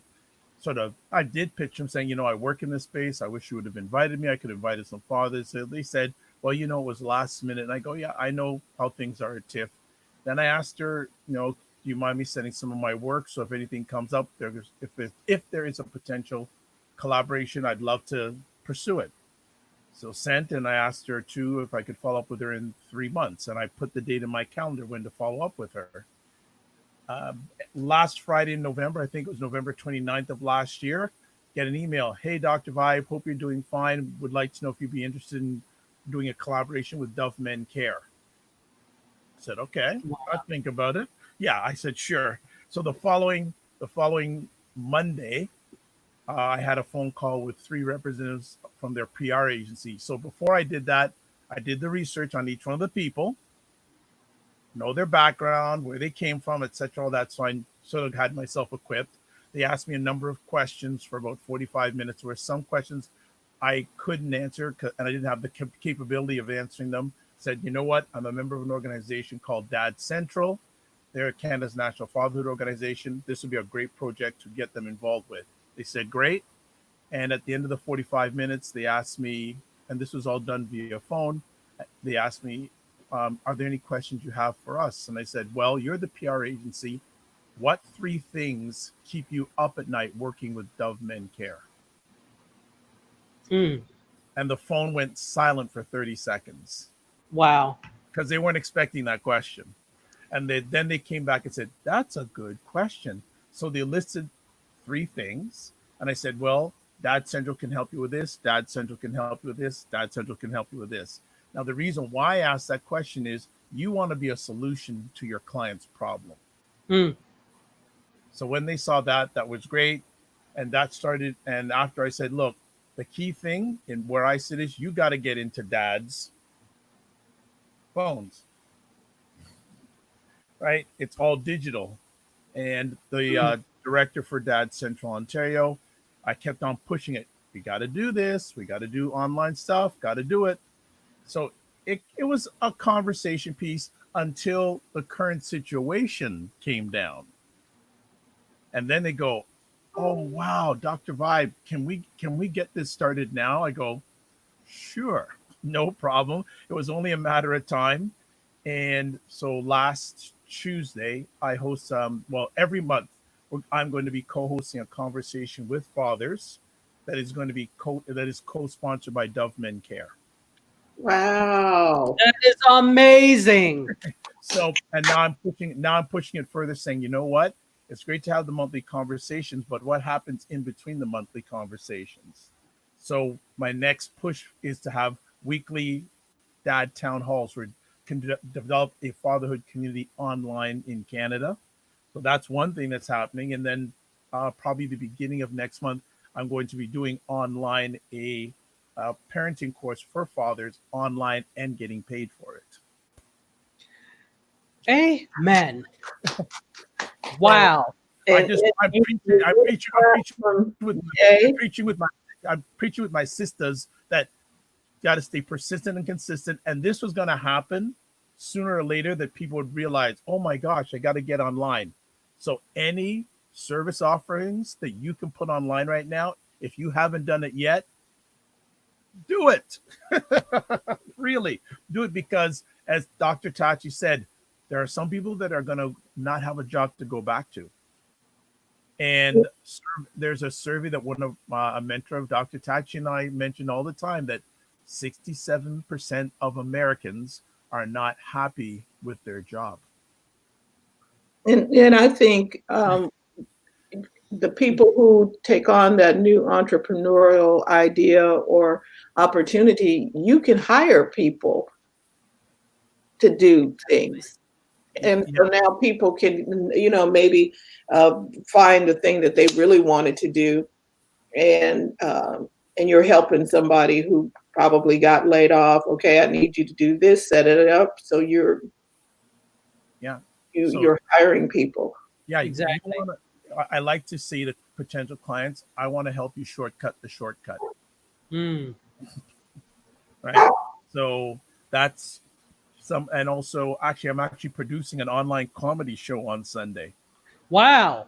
Yeah, I just got it approached me, so I'm going to be in this time I'm getting an incredible amount of opportunities, but it's because I do the work. I'm not perfect. I stay consistent, and I always treat people with respect, whether it's online or offline. That's a very important point. People will hang on to people they get respect from. Indeed.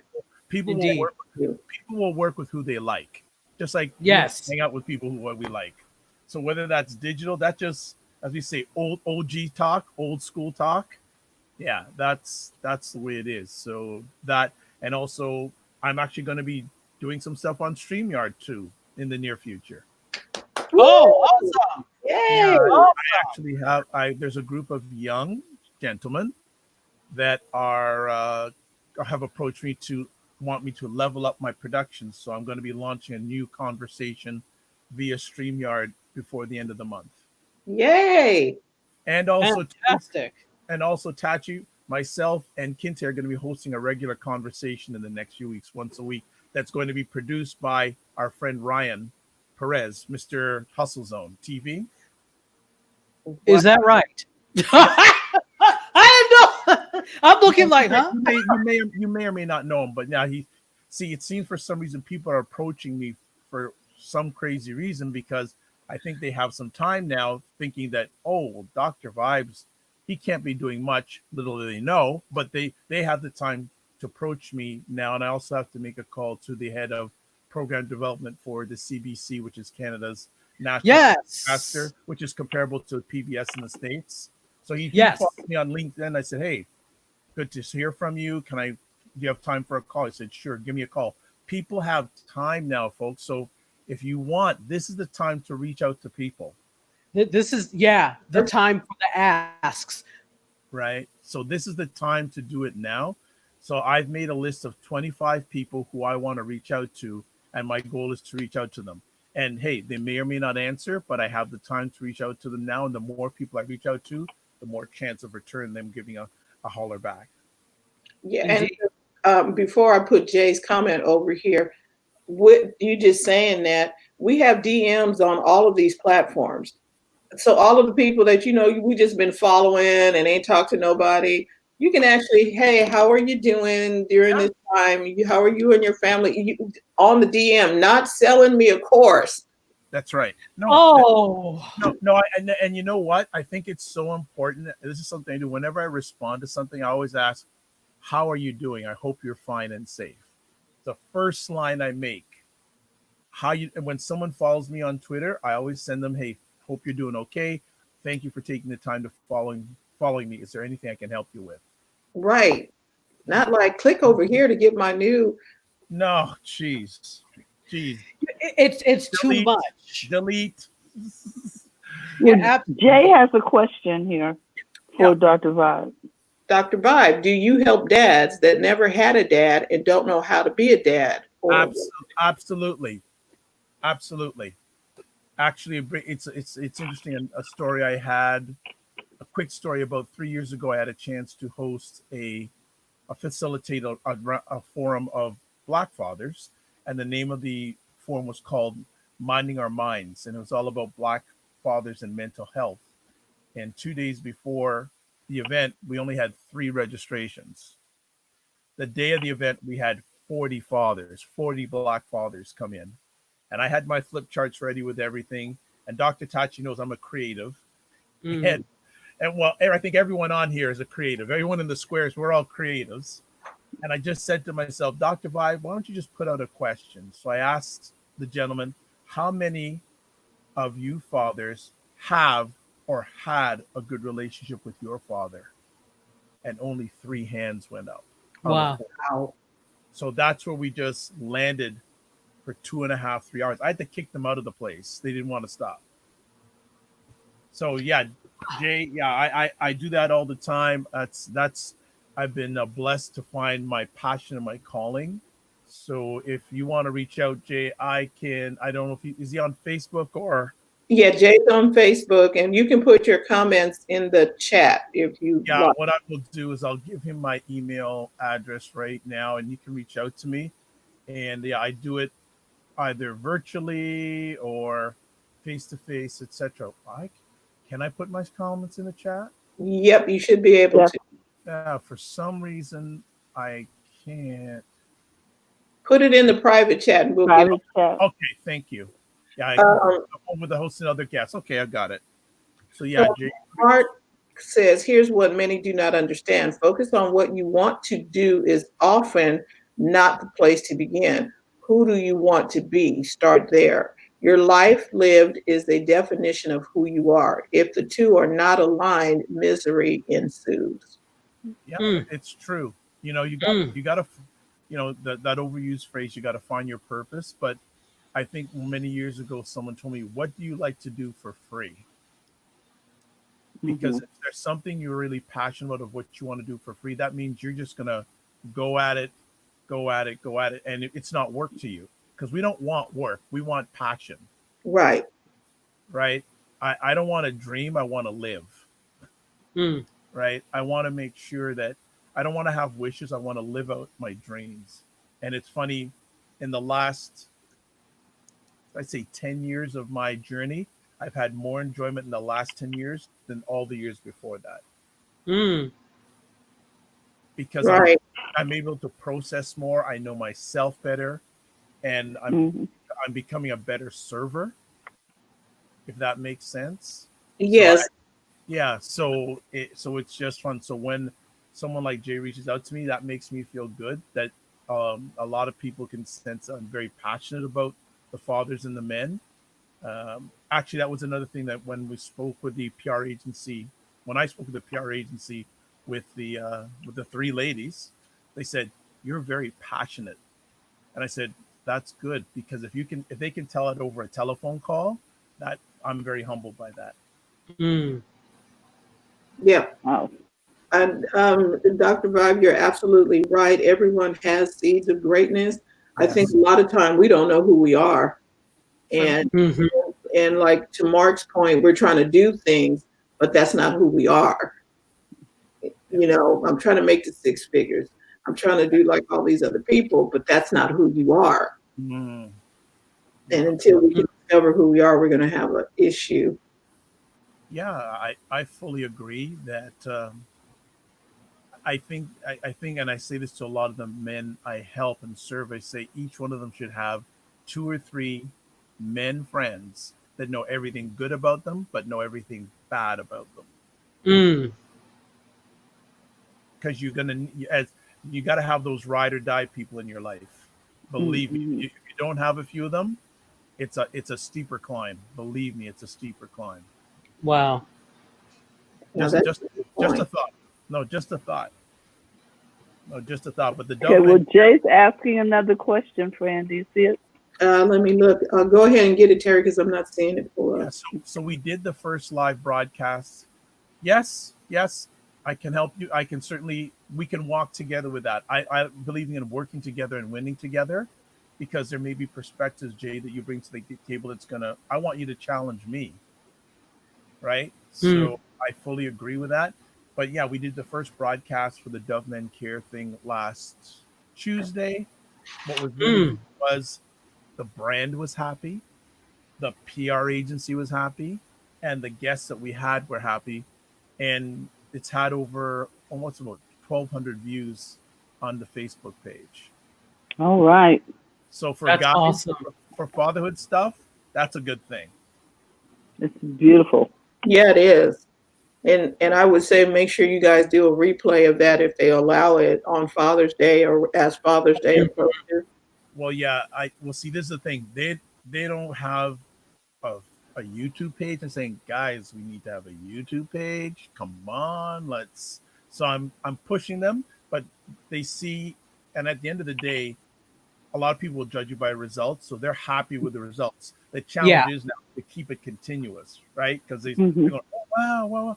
So now it's just continuing to get the results. So there's a lot of opportunity there, and they're also paying the organization Dad Central based on the number of engagements we get. So the more we can Hmm. get out there, especially at this time, I said to the Dove Men Care team, I said, what you want to do is when it comes to fatherhood in Canada, that's where I live, that fathers think about Dad Central and Dove Men Care first. That's what you want. So Right. there's both websites for fathers, FAQs, all that stuff is being pushed out content wise. So I just told them this is the time to get it done, folks. All the fathers are at home. They're going stir crazy. They're going nuts. And this is a way to become a resource. You want to be a resource for your client. Mm-hmm. You want to Right. be a resource. So Let's see, I appreciate you stepping in and helping us. thank you. And It's been too long, but see, this wouldn't have happened if it wasn't for this situation. So I appreciate you continuously doing what you do, and then allowing me to come and share. And whatever I can do is always to level up any one of you. You know, I'll do my best. right, we miss having you on because I think we were on Fire Talk or somewhere. Yes. We're going Fire Talk. Ooh, Fire Talk. Yeah, Fire Talk was really actually a nice platform. It was. Yeah, it was a really nice platform. I don't know. I don't know what happened. They got bought by who bought them? Well, I know Snapchat owned them. No, but who was it? Snapchat that bought? I remember when they got took over. Somebody took them over. I remember that, Yes, but someone took. I don't know if it was Snapchat, but someone took them over. Was it? I had read that they were owned by Snapchat, and then, but after, they started making really, when they tried to monetize, they made some weird moves, and that a little difficult. We were like, so just tell us how much you want us to pay, because they had all these different levels of All those stuff. tiers. I was like, and the good thing, the bad thing is to start off free-ish and then try to monetize, because people are already used to your version of free and nobody really wants to pay. So if you're going to do that and charge, you need to do that right out of the gate, or have a free level, sort of like what StreamYard and whatever does, and then you have other price points right, for people who decide they want more. right. Mm-hmm. And yes, the free level is going to be limited, Yes. or to get your feet wet. But we're like, okay, I need a logo and I need something else, and so then you upgrade. Exactly. So let me ask, each one of you have more experience with the StreamYard platform than I do. What are your thoughts on the StreamYard platform? I love this platform. It's easy for my guests to get on. They don't have to have anything special. It's just really a blessing. Right. I'd like the ease of use mainly, and then they keep adding things to make it better. With the free version, you can download your episodes afterwards. They keep them up for a certain amount of time, and you can download them. And because of the fact that we're going to all of our channels, YouTube, Twitter, Facebook, and I could add more if I had. I think I can put Twitch and LinkedIn and some other stuff. I think Dr. Tachi and them, they go to LinkedIn. Yes, We do. They've been they're worthy. I've been jealous for Dr. Tachi for a long time about a lot of things, and one of the things was the LinkedIn. Yes, she's worthy. The rest of us, we're like. But these producers that want to help me level up my platform said they can broadcast to LinkedIn. So I'm coming after you, Dr. Tachi. I'm coming after you. No, that's fine. That's fine. Come after. I think more of us need to be on LinkedIn anyway. And, I think that they still need to level up search and discovery and things like that, because it's not there. So LinkedIn's they're the new kids on the block when it comes to the live stream game. So they need to level up too. So don't worry. But You'll get there. Yeah, she loves it. Remember a few years ago how we were cringing how Microsoft bought LinkedIn? Oh, I was like, that is the death of LinkedIn. I was cringing. But they brought a level. They actually have done very well in terms of bringing a level of new professionalism to it. But I was skeptical as to how live video was going to work in the scheme of all of that. These are not live video people. They don't understand. So I was very skeptical. It has been working for them.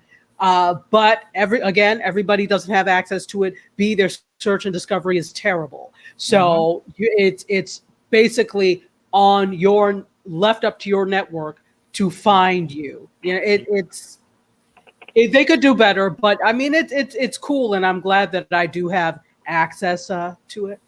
Good for you. To LinkedIn, you mean? Yes. To LinkedIn, LinkedIn Live. LinkedIn Live. Yeah. So I know we put in a request to Guy from StreamYard, to let him know that we would like to, be on LinkedIn, because we've been doing this for quite a few years. I think we are pretty good at it. Or So at least consistent. yeah, we are consistent. And so we'll see how that goes. I guess I need to go over there and check to see, turn it on and find out if we do have it. We might have access and don't know it because I haven't been back over there. But this is great. I know that my a person that we do some media with, what is it, marketing with, they were on Be Live, and there were so many Oh. niches. They were like, Not it kept crashing and doing some stuff. But this, Look, StreamYard has the recipe. They have, if Gary V sees fit to use it as a platform, you know that it has some stability and some levity. They've got the recipe. Mm-hmm. Okay. now, and so Dr. Tachi, we just need to get our little guide going, because Yes. because that's the only thing that is lacking, is where to find all of the content that is streaming live. Where is everybody? I got the What time? Yeah. I'm going to get on it. I got the domain name. Oh, you did? Okay, good. So then it's just gathering the info and the intel. Right. Yep. Hey guys. It's going to be, I think we're going to have fun with this. And it's kind of natural just to, at first it's like, oh, okay, what do I say if I go on camera? What do I do? It's like, okay, we're here now. Yeah. Absolutely. Start where you are. Just do it. Just start. Bloom where you're planted, people. And Okay, then guys. push the red button. Just start. That's the Just key. start. I remember many years ago, one of my favorite authors is a gentleman named John Maxwell, great leadership author. And about 15 years ago, I had a chance to speak with him one-on-one for 15 minutes. And I said, John, I want to do, how did you become so good writing these leadership books? He says, well, I don't want to sound like I'm a simple guy, but I am. But Dr. Vibe, all you got to do is just start. Just start. Where do I start? Okay, sit down and write. And all of us can relate to that. Absolutely. Like, I'm actually gonna promote something. Well, of course, Mediascope. Everyone knows about Mediascope, but check out what Dr. Tachi and Curtis are doing on Thursdays with their broadcasts about broadcasting tips and tools. Haven't caught it for the last 1 or 2 weeks, but it is an excellent production. Curtis is behind it, and also the great teaming up with Dr. Tachi's evaluated experience in regards to broadcasting. Excellent content there, folks. Should definitely check it out. Put that in the chat, Dr. Tachi, because the people who are live, they need. It's a great. Sometimes I'm at the office and I have that on in the background. I'll just be totally transparent because it is. It's because it's so good. She mentioned lighting in our last Friday. I think it was last Friday. Somebody had a question, and we were all like, "Oh, take notes." Yeah, exactly. Anyone who checks it out, you are getting immaculate information from thank you. Two professionals that have evaluated experience. Right. That you couldn't go and ask the people at CBS, NBC. You wouldn't be able to do that, but they are connected with us here. Yeah, because the only other person in my community that has that sort of knowledge that I can reach out to, there's a lady, she's based in New York. She actually does production. She's on the production team for the CBS Sunday morning program. Oh yeah, I think you were telling me about her. Nicole Franklin, amazing. Yeah, their team a few years ago won an Emmy award. That's another fantastic individual who just very passionate about their craft and wants to level up people who are ready to be leveled up. There's a thought. You have to want to be ready to level up. Yeah, I only want people that are learnable, teachable, and duplicatable. Because Mm. what I share with you, I want you to share with somebody else. I don't want you to just keep it with yourself. Who can you help move forward? Oh, Yes. I just put that back where it was. Okay, so, and we're live. That's the name of the channel? Yeah, it's called And We're Live, but you have to say it like this. And we're live, kind of like that. With jazz hands. I love it. Okay. Another great thing I love about Dr. Tachi, her and Curtis are the exact opposite personalities, and I think it's one of the great features of what they do. And you can tell that they get along so well. But if the first time someone's going to come on, going, is this Curtis guy still alive? Is he talking from the grave? Curtis is just so chill, and his excitement is like, you can tell when he gets excited because it's just one level above solemn. that you can tell. But it's a great feature of what they do together, and they relate so well with each other. It's like, oh gosh, I remember watching reruns a number of years ago. There was a program on many years ago called Laugh In. I remember that. Wow. Yeah. And how their personalities sort of like, they were just so exact opposites, but it meshed well. Yeah, it because I'm over the top all the time. Yes. So Curtis keeps you grounded. I love it. And you know what? And that's one of the great things for people out there. If you can get people to like you before they even, whatever your content if they like you, then you're half your battle's gone. Whether you're doing an online live stream, whether you're doing a podcast, when you're trying to pitch something, if they like you, half your challenge is over. Right. This has been an outstanding couple of hours today. When we get over here on Friday, we just go for what we know. So are you guys on every Friday still? We're on every Monday through Friday. We are here. On Fridays, it's always tech.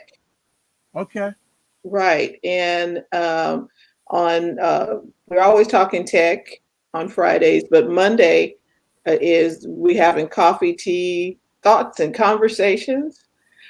Tuesday, we have Dr. Terry Johnson online coming all the way from New York City. Yes. Wednesday, we got Coach Karen from Toronto, Canada.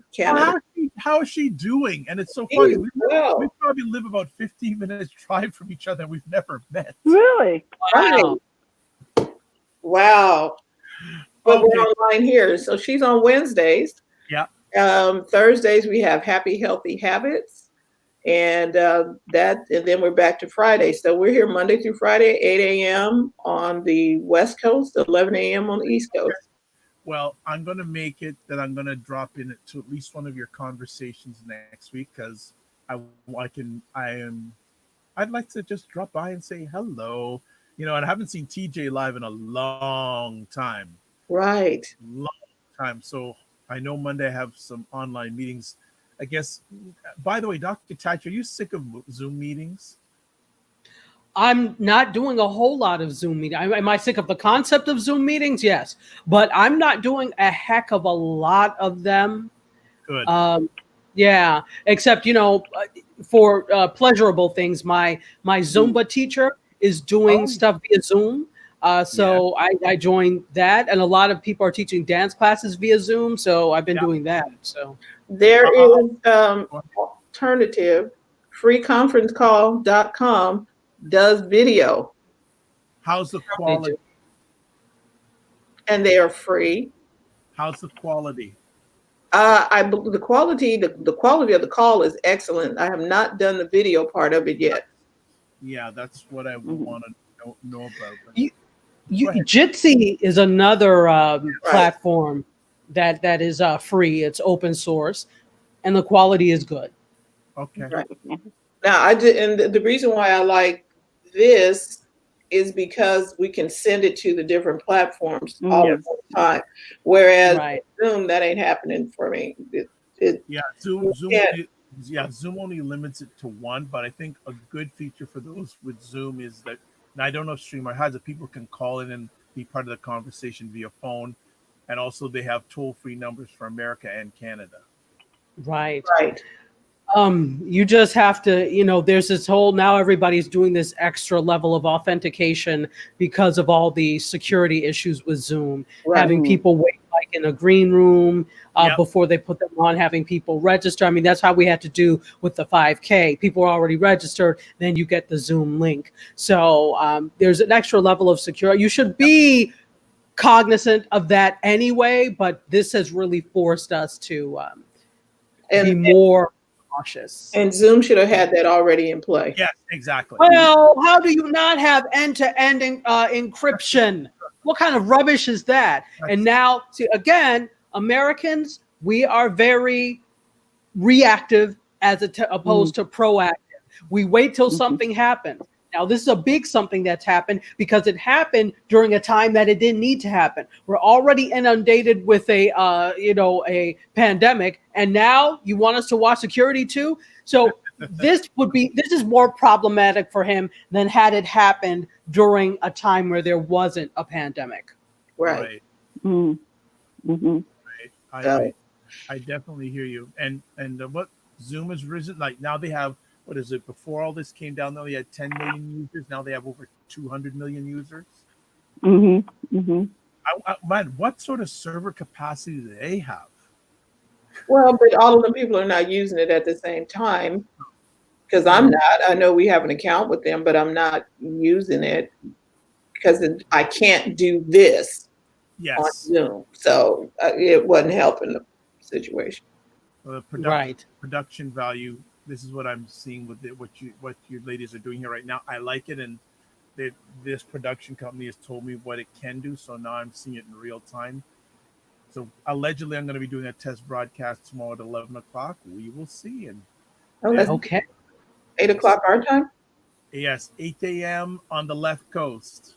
We're the left coast. Okay, so anybody who's testing out free conference call, the video portion of it, let's circle back and tell us your thoughts if you're going to try using it.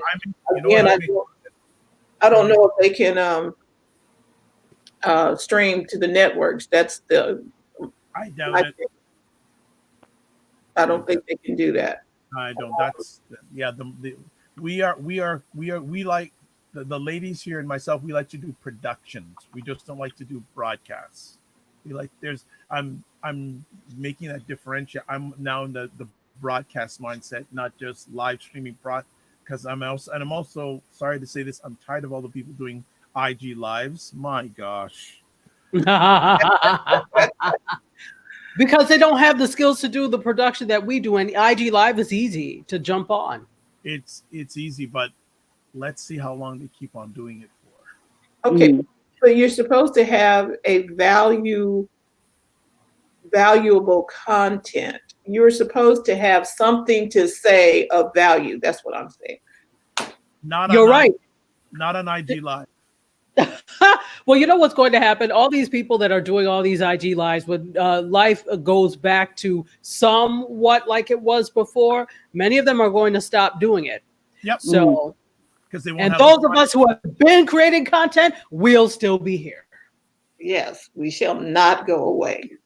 The revolution will not be televised on IG. Okay.